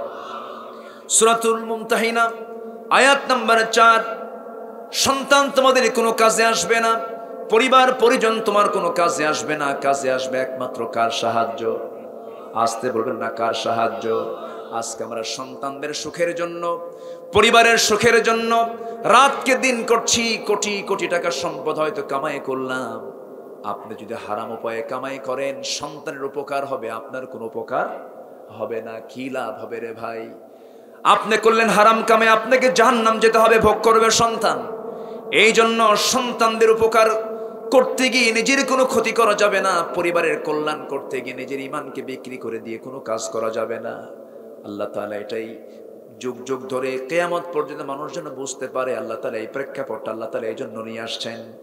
আল্লাহ রাব্বুল আলামিন এই সূরা মুমতাহিনার শুরুতে বলছেন, ইয়া আইয়ুহাল্লাযীনা আমানু লা তাত্তাখিযু আদুওয়ি ওয়া আদুওয়াকুম আওলিয়া তুলকুনা ইলাইহিম বিল মাওয়াদ্দাতি ওয়া ক্বাদ কাফারু বিমা জাআকুম মিনাল হাক্কি ইউখরিজুনার রাসূলা ওয়া ইয়্যাকুম আন তু'মিনু বিল্লাহি রাব্বিকুম ইন কুনতুম খারাজতুম জিহাদান ফি সাবিলি وابتغاء مرضاتي تسرون إليهم بالمودة وأنا أعلم بما أخفيتم وما أعلنتم ومن يفعله منكم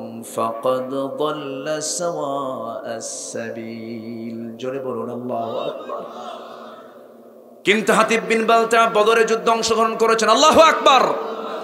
রাসূল বললেন, শোনো হাতিব, তুমি বদরে অংশগ্রহণ করেছো, বুঝেছি তোমার বিষয়টা, তবে এই কাজটা অত্যন্ত নিকৃষ্ট পথ, এই কাজ করা যাবে না। আমার বন্ধুগণ, মুসলমানদের যারা দুশমন, তাদের সঙ্গে মুসলমান কখনো সম্পর্ক গড়তে পারে? আসতে বলবেন না, পারে। লা তাত্তাখিযুল ইয়াহুদা ওয়ান নাসারা, আল্লাহ তাআলা ইহুদি নাসারাকে বন্ধু বানাতে বারবার নিষেধ করেছেন। যদি করো তোমরা তাদের মতোই হয়ে যাবে। দুঃখজনক, দুঃখজনক, ইসরায়েল যে মিসাইলগুলো মারে ফিলিস্তিনকে, সেই মিসাইল মারার জন্য, বম্বিং করার জন্য, বিমান হামলা করার জন্য যে তেল লাগে, সেই তেল কারা দেয়? কারা দেয়? মুসলমান। কোথায় যাবেন আজ? আজকে যদি মুসলমান তারা মুনাফিকের চরিত্র বাদ দিত, গোটা পৃথিবীর নেতৃত্ব আজকে মুসলমানদের হাতে চলে আসতো। আমার ভাইকে আজকে আমি ক্ষতি করছি, আমার ভাইয়ের ক্ষতি আজকে আমি করছি।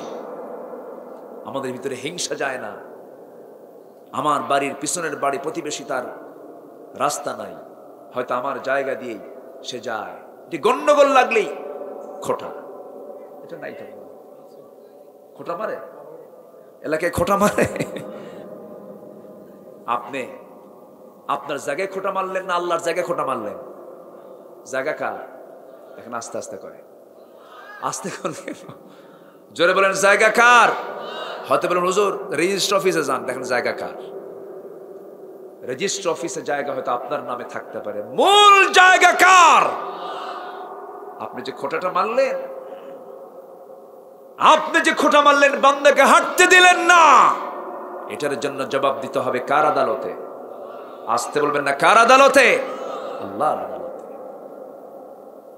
একটু কান লাগান। আজকের সময় খুব দ্রুত চলে যাচ্ছে, বুঝলাম না এত দ্রুত সময় কেমনে গেল বলেন তো? হ্যাঁ, আমি কি চালাবো? আলোচনা চালাবো?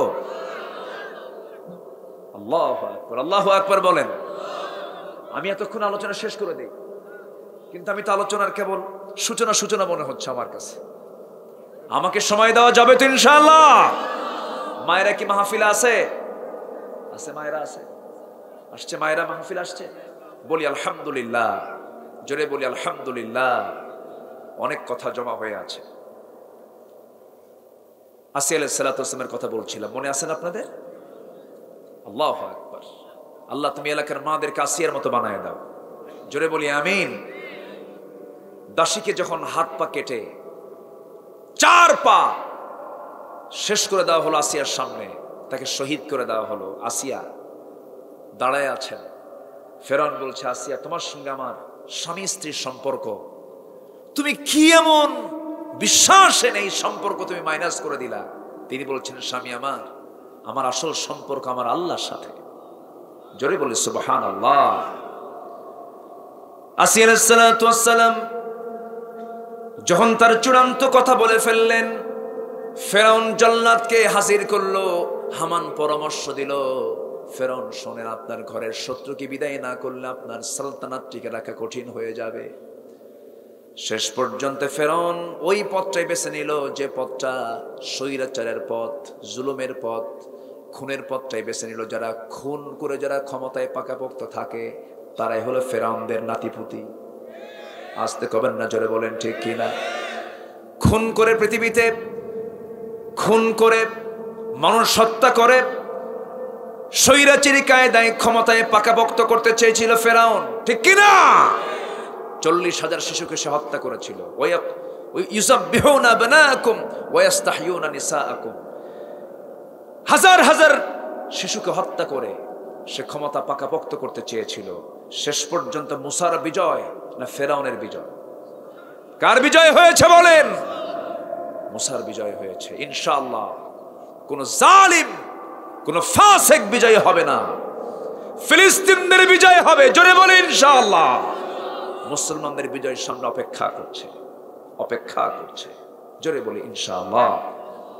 আমি আরেকটু লাইন ঘাট বেঁধে সামনের দিকে এগুচ্ছি। আসিয়ার কথা আসলো মনে, এই জন্য বলতেছি, একটু আসিয়ার কথাটা বলি, আবার মূল পয়েন্টের দিকে চলে যাব। আসিয়া আলাইহিস সালাতু ওয়াস সালাম সামনে দাঁড়িয়ে বলছেন, স্বামী আমার, আপনি আমার মৃত্যুর হুমকি দেখান। আমি তো মৃত্যুকে আলিঙ্গন করি, জোরে কোন সুবহানাল্লাহ। আমি মৃত্যুকে আলিঙ্গন করি। হামানের সঙ্গে পরামর্শ করা ফিরাউন ওয়া হামান ওয়া জুনুদাহুমা।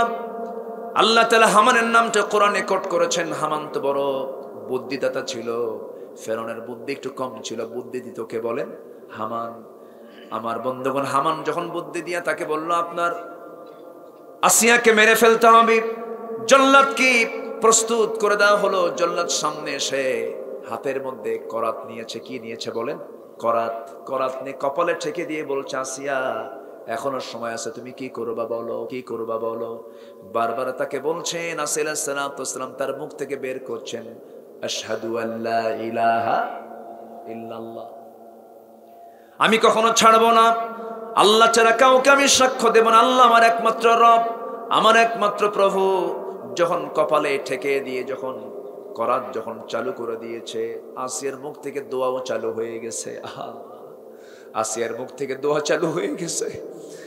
আল্লাহ রাব্বুল আলামিন সূরা তাহরিমের ভিতরে বলছেন, রব্বি বিনিলি ইনদাকা বাইতান ফিল জান্নাহ ওয়া নাজ্জিনি মিন ফিরআউনা ওয়া আমালিহি। আল্লাহ, আমি মনে হয় চলে যাচ্ছি তোমার কাছে, তবে তোমার কাছে আমার প্রার্থনা, ও আল্লাহ তুমি আমার জন্য লি বাইতান ফিল জান্নাহ, আমার জন্য, রব্বি বিনিলি ইনদাকা, আমার জন্য, ইনদাকা তোমার কাছে। আমার এই যে ওস্তাদ আমার পাশে বসে আছেন, শায়েখ বসে আছেন, আমি এখন এখানে উনি বসে আছেন, আমি বলবো ইনদি, আমার কাছে, তোমার কাছে, ইনদাকা। নিকটবর্তীকে বোঝানো হয় ইনদুন দিয়ে। আল্লাহকে আসিয়া এত কাছে টেনেছেন।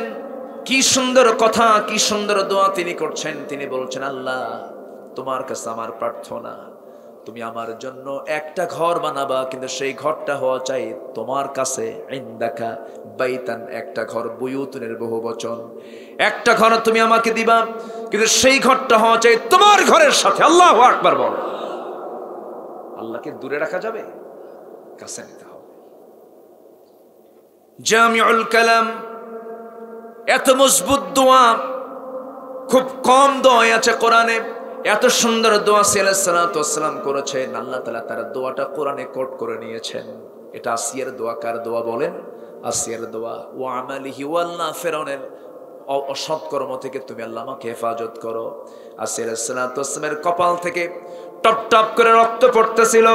রক্তের ফোঁটাগুলো পড়ে আসিয়ার মুখ থেকে আল্লাহর নামগুলো বের হতে থাকে। জিকির করতে করতে আল্লাহর নাম নিতে নিতে দুনিয়া থেকে বিদায় নিলেন, ঈমান হারা হয়ে, না ঈমান নিয়া। বলেন কি নিয়া? বলেন ঈমান নিয়া। আমরা মরতে চাই কি নিয়া? বলেন ঈমান নিয়া আমরা মরতে চাই। ঈমান হারা মরলে তো সব চলে যাবে, সব নিষ্ফল হয়ে যাবে। ঈমান নিয়ে মরতে হবে। আমার বন্ধু, ঈমানটা খুব যত্ন করে রাখতে হবে। ঈমানের কোনো ক্যান্সার নিয়ে আসা যাবে না। দেহের যেমন ক্যান্সার আছে, ঈমানের তেমন ক্যান্সার আছে। ঈমানের ক্যান্সার হলো মুনাফিকি, ঈমানের ক্যান্সার হলো শিরকি, ঈমানের ক্যান্সার হলো ফুসুকি। এই সমস্ত ক্যান্সারগুলো ঈমানের মধ্যে ঢুকানো যাবে না। ঈমানের ক্যান্সার হলো সুদের কারবার করা, ঈমানের ক্যান্সার হলো ঘুষের কারবার করা। এই সমস্ত কাজগুলো আমরা নিয়ে আসবো না। ঈমানটাকে আমরা রাখবো ভেজাল না ফ্রেশ। আসতে কবেন না, ভেজাল না ফ্রেশ। ফ্রেশ ঈমানটা রাখতে হবে। আল্লাহ রাব্বুল আলামিন এই ব্যাপারে বলছেন, ওয়াল্লাযীনা আমানু ওয়া লাম ইয়ালবিসু ঈমানাহুম বিযুলমিন উলাইকা লাহুমুল আমনু ওয়া হুম মুহতাদুন। ঈমান যারা আনবে, যারা ঈমানকে জুলুম দিয়ে যারা আবরণ করবে না, আল্লাহু আকবার বলে, এরাই হলো সেফটি, এরাই হলো হেদায়েত প্রাপ্ত, এরাই হলো আমার পছন্দের গোলাম। এই জন্য আমার বন্ধুগণ, ঈমানকে আমরা ফ্রেশ করব। ইব্রাহিম আলাইহিস সালাতু ওয়াস সালামের বাপ ছিল মুশরিক, মুশরিকের ছেলে হলো আল্লাহর নবী। জোরে কোন আল্লাহু আকবার। আর আমরা কার সন্তান বলেন? বলেন আমরা কার সন্তান? ইব্রাহিমের সন্তান। বলেন কার সন্তান আমরা? বলেন ইব্রাহিম কার সন্তান? আমার ওই সময়টা যদি আমার দুইটা তীর দুইটা পায়ে লেগেছে, আর একটা তীর যদি আমার এসে বুকেও লেগে যেত, আমার বুকটা ছেদ হয়ে গেল, আমি মজা পেতাম, কিন্তু আমি আমার আল্লাহর সঙ্গে নামাজ ছাড়া বাদ দিতাম না। জোরে কোন সুবহানাল্লাহ।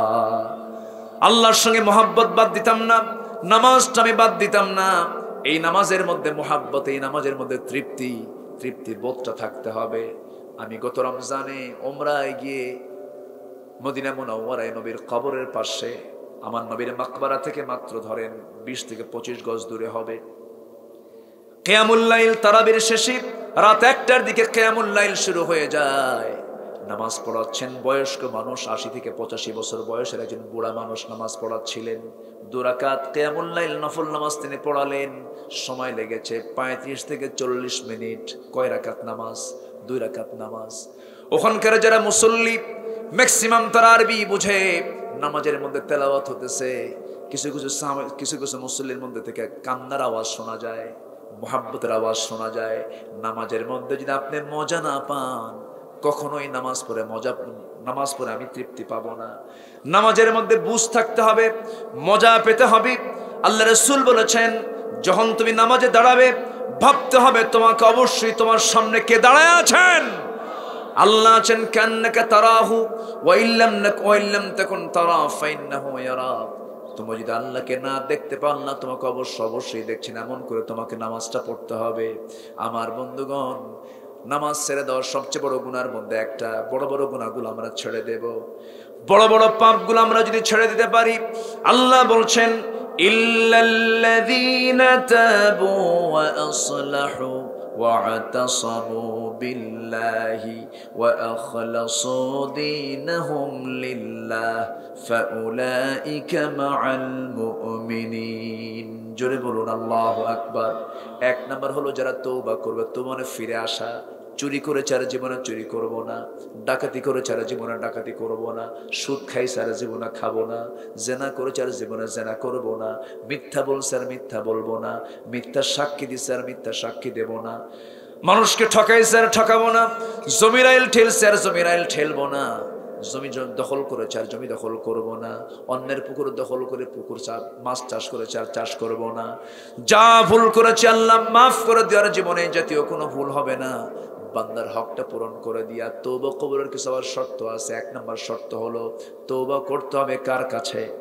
তুবু ইলাল্লাহি তাওবাতান নাসুহা। নাম্বার 2 হলো কোনো ইচ্ছা করে কোনো গুনাহ করা যাবে না। যে গুনাহটা করছে সেই গুনাহ আর জীবনে করবে না, এমন জাতীয় সিদ্ধান্ত নেওয়া। নাম্বার 4 হলো বান্দার হক যদি কেউ মেরে খাও, বান্দার হকটা ফেরত দিয়ে এরপরে তওবা করো। বান্দার হক পেটের মধ্যে তুলে নিয়ে তওবা করবা, সেই তওবা কবুল হবে না। তওবার কিছু শর্ত আছে, এই শর্তগুলো পূরণ করে কোনো বান্দা যদি তওবা করতে পারে, তওবার মতো তওবা মঞ্জুর হলে তার জন্য জান্নাত মঞ্জুর। জোরে কান সুবহানাল্লাহ। আমরা তওবা করব কার কাছে? ভুল তো হতেই পারে, পাপ তো হতেই পারে। লাউলাম তুযনিবু লাযাহাবাল্লাহু বিকুম ওয়া লাজাআ বিকওমিন হাত্তা ইউযনিবুন। ও বান্দা, তুমি যদি গুনাহ না করো, তোমাকে এই দুনিয়া থেকে মিটিয়ে দিয়ে এমন একটা জাতিকে পাঠাবো যারা গুনাহ করবে, আমার কাছে মাফ চাবে, চোখের পানি ফেলে ফেলে আমি তাকে মাফ করে দেব। চিন্তা করছেন? সুবহানাল্লাহ বলবেন না?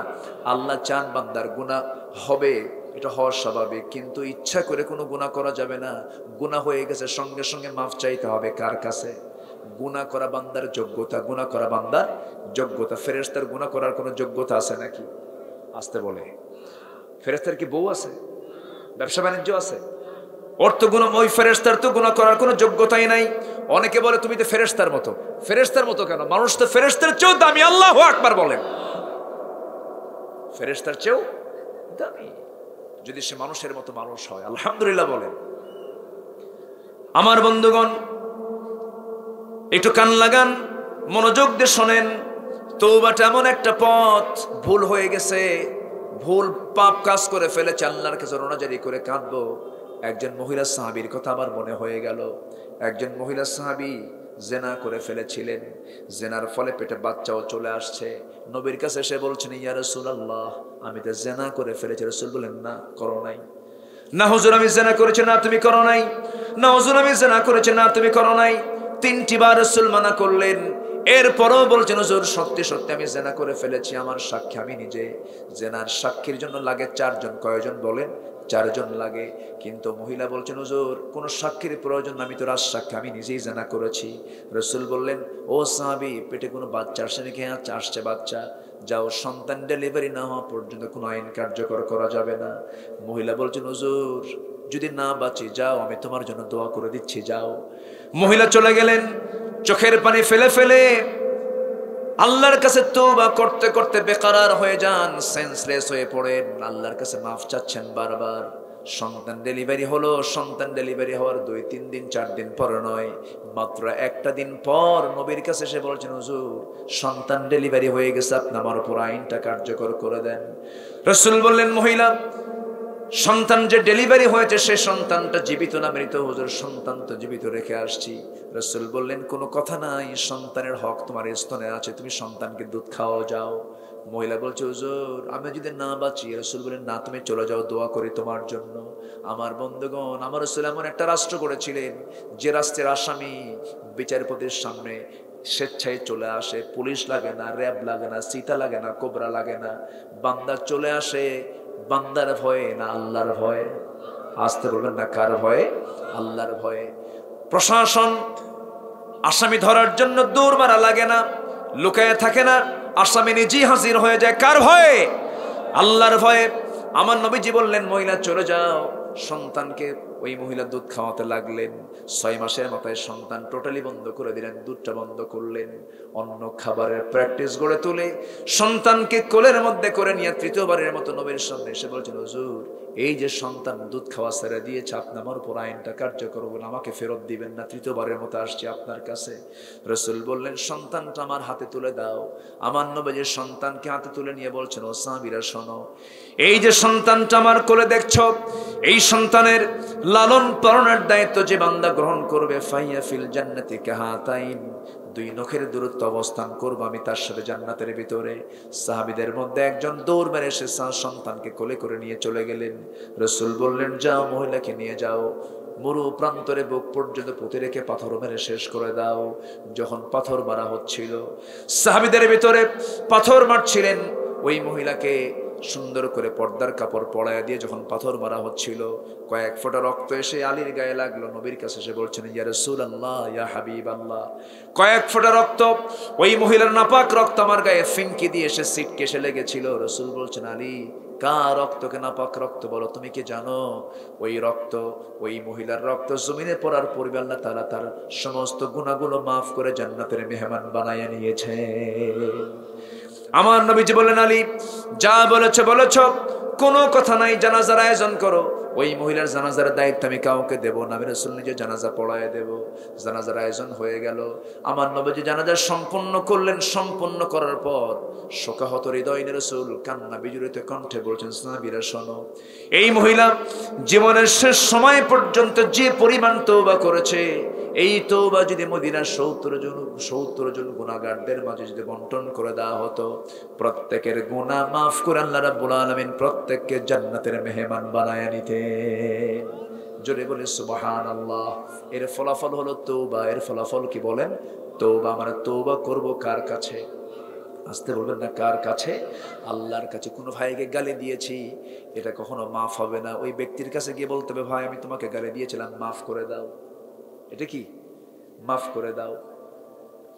সমস্ত তওবার কন্ডিশন আসতে হবে, আল্লাহর কাছে মাফ চেয়ে নিতে হবে।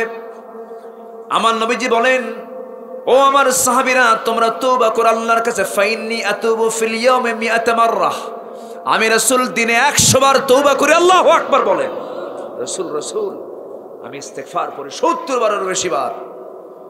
আমার রাসূল পড়েছেন ইস্তেগফার, আমার রাসূল পড়েছেন তওবা। আল্লাহু আকবার বলেন। এইজন্য তওবা ইস্তেগফারটা আমরা বেশি করে পড়বো। আল্লাহর কাছে আমরা কাঁদবো, চোখের পানি ফেলে যদি কাঁদতেই হয় কাঁদবো। আমরা কার জন্য? আসতে বলবেন না, কার জন্য কাঁদবো? কার কাছে কাঁদবো আমরা? যুবকরা যুবতীর জন্য কেঁদে লাভ নাই। গার্লস স্কুলের সামনে কিছু যুবকরা এতিমের মতো বসে থাকে, আছে না কিছু? এই যুবকরা কথা কম না কেন? আছে না? এতিমের মতো বসে থাকে, মনে হয় বাপও নাই মাও নাই, আছে না? আছে। মেয়েটা স্কুল থেকে বের হয়, গেট দিয়ে বের হয়, পিছনে পিছনে আবার যায়, পিছনে পিছনে যায় ছেলের। মেয়েটা কোনো কথা বলে না, পিছন থেকে বলে, একটা বারের জন্য একটু কথা বলো না, 3টা রাত যাবৎ ঘুম নাই, আমার চোখটা গর্তের মধ্যে চলে গেছে, একটা বার বলো ভালোবাসি। লাভ নাই বাবা। এই সমস্ত নোংরামের সম্পর্ক করে শুধু ফুসকাওয়ালার লাভ, চুরি ফিতাওয়ালার লাভ। আসতে করে ঠিক কিনা? বাদ দাও। সম্পর্ক গড়তে হবে কার সাথে? আসতে বলবেন না, কার সাথে? বুক উঁচু করে সামনে দিয়ে হাঁটবা, পিছনের দরজা দিয়ে যাবা না। বিয়ে করার প্রয়োজন সামনের দরজা দিয়ে যাবা। মুরব্বীকে বলবা, মেয়ের বাবার কাছে সংবাদ দিবা, বিয়ে করো। কি চুরি করার দরকার আছে? চুরি করার দরকার আছে? কোন জেনার কাছে যাবা না।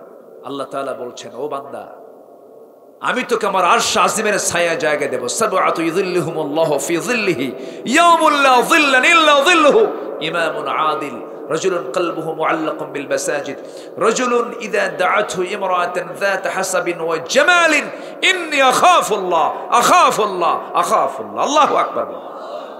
কোন নারী তোমাকে প্রস্তাব দিয়েছে, তুমি বলে ফেলবে আমি কাকে ভয় করি? আল্লাহকে। আল্লাহ বলবেন, আমি তোকে আমার আরশ আজিমের ছায়া জায়গা দেব, যা। তার জন্য আকাশের দরজা খুলবেন কে? আসতে বলবেন না, কে? কাফেরের জন্য, মুশরিকের জন্য, মুনাফিকের জন্য আসমানের দরজা খোলা হবে, আর ইমানদারের জন্য আকাশের দরজা খুলবেন কে? আল্লাহ তাআলা। আরশ আজিমের ছায়া আল্লাহ তাআলা আমাদের সবাইকে জায়গা করে দেন। কেউ তো আমিন বললেন না। জোরে বলেন আমিন। আরো জোরে বলেন আমিন। আরো জোরে আমিন। কষ্ট পাচ্ছেন? তওবার আরেকটা প্রেক্ষাপট আছে। সূরা তওবার একটা, আমি যেটা বলতে চেয়েছিলাম এটা বলি, আমি শেষের দিকে আস্তে আস্তে যাবো। আর 5টা কাজের একটা কাজ আমরা শিখেছি। হ্যাঁ হ্যাঁ জি, দেখেন ওরা ধরে ফেলছেন কিন্তু আমাকে, যে ওই পয়েন্ট বলতে হবে। বলবো জোরে বলি ইনশাআল্লাহ। একটু বসেন, একটু বসেন, একটু জিকির করি লা ইলাহা, জোরে জোরে লা ইলাহা সুবহানাল্লাহ আলহামদুলিল্লাহ।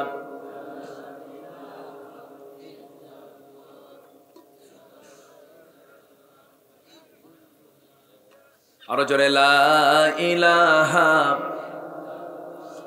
সুবহানাল্লাহ আলহামদুলিল্লাহ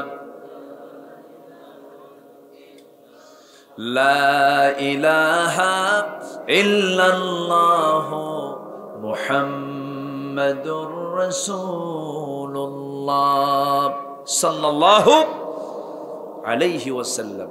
সম্মানিত ভাইরা, তওবার একটা প্রেক্ষাপট আছে, সেটা হলো এই সূরা তওবাতে আল্লাহ তাআলা এই প্রেক্ষাপটটা দিয়েছেন। 3 জন সাহাবী, আমার নবীজির সবচেয়ে বড় অভিযান ছিল তাবুক অভিযান। কি অভিযান বলেন তো? তাবুক। সেই তাবুকে 30,000 সাহাবীকে নিয়ে, কত হাজার বলেন? 30,000 কি খুব কম টম হলো নাকি? কত হাজার?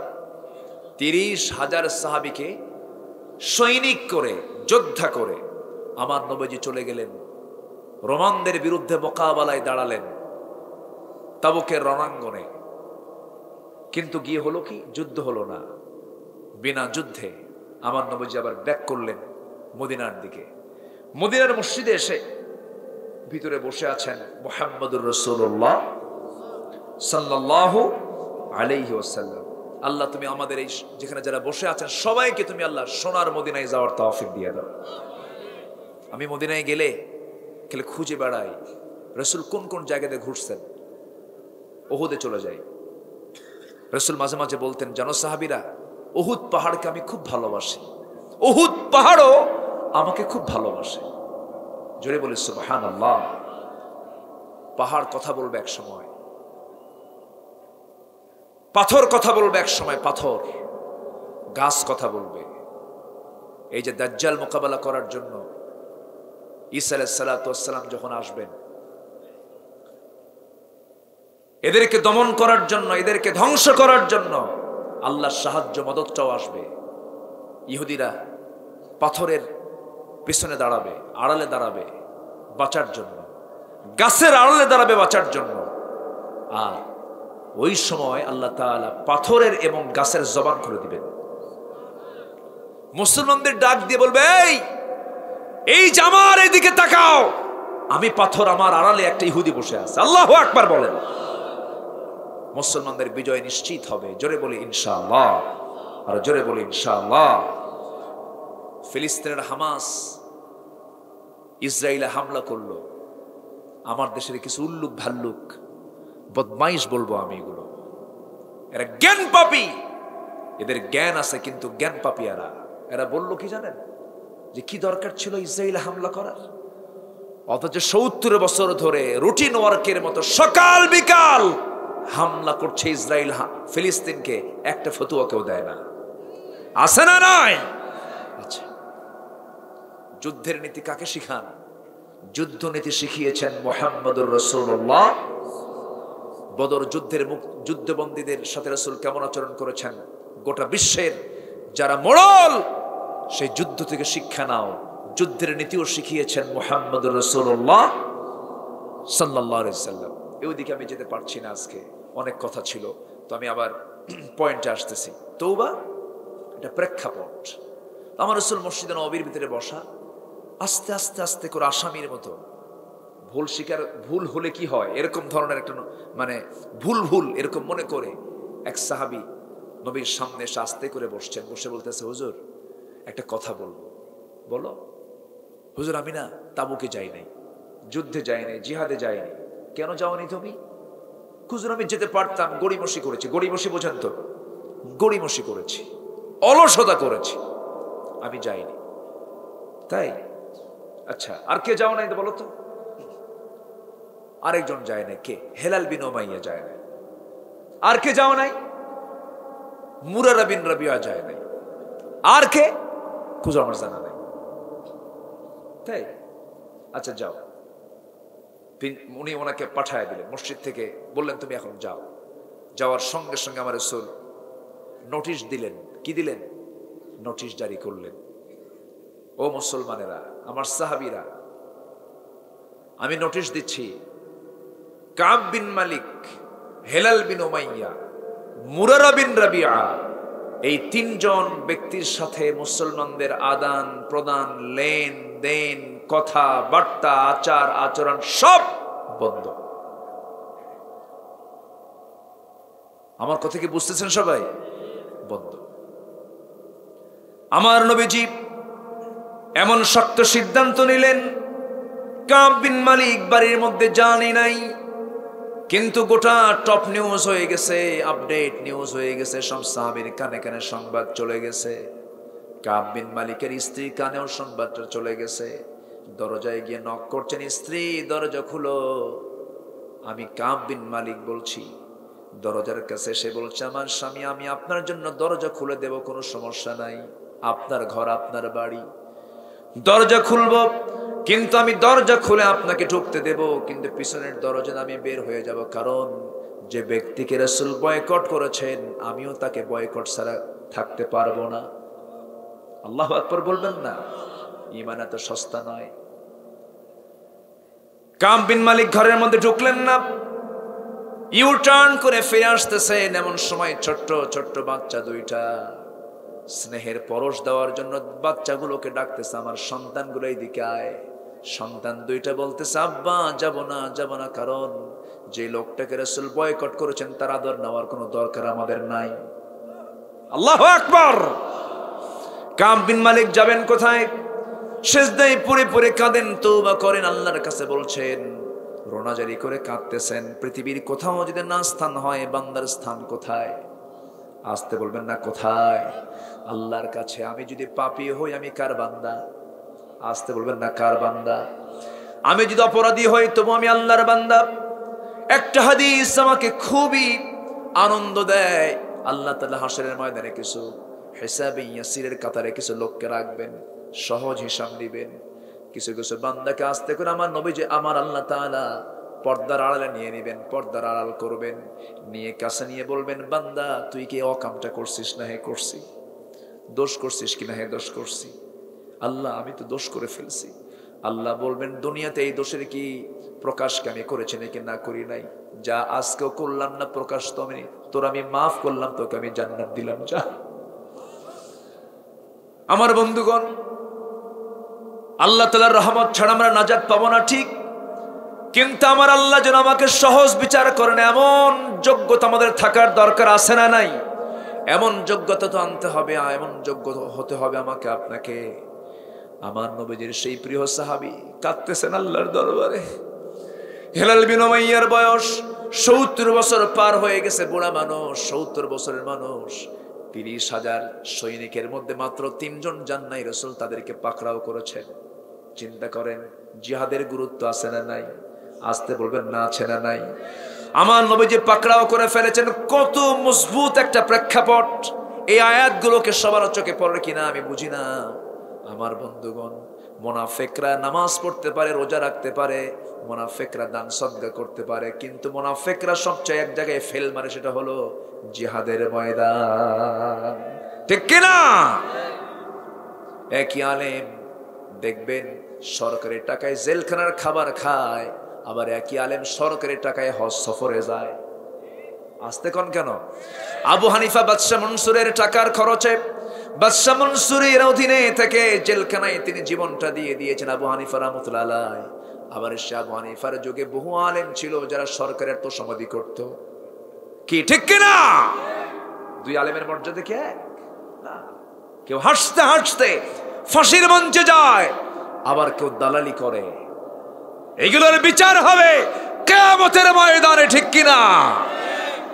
বিচার হবে, আল্লাহ আছেন। আমার নবীজি এই 3 জনকে বয়কট করতে বললেন। হেলাল বিন উমাইয়া রাদিয়াল্লাহু তাআলা আনহু করলেন কি?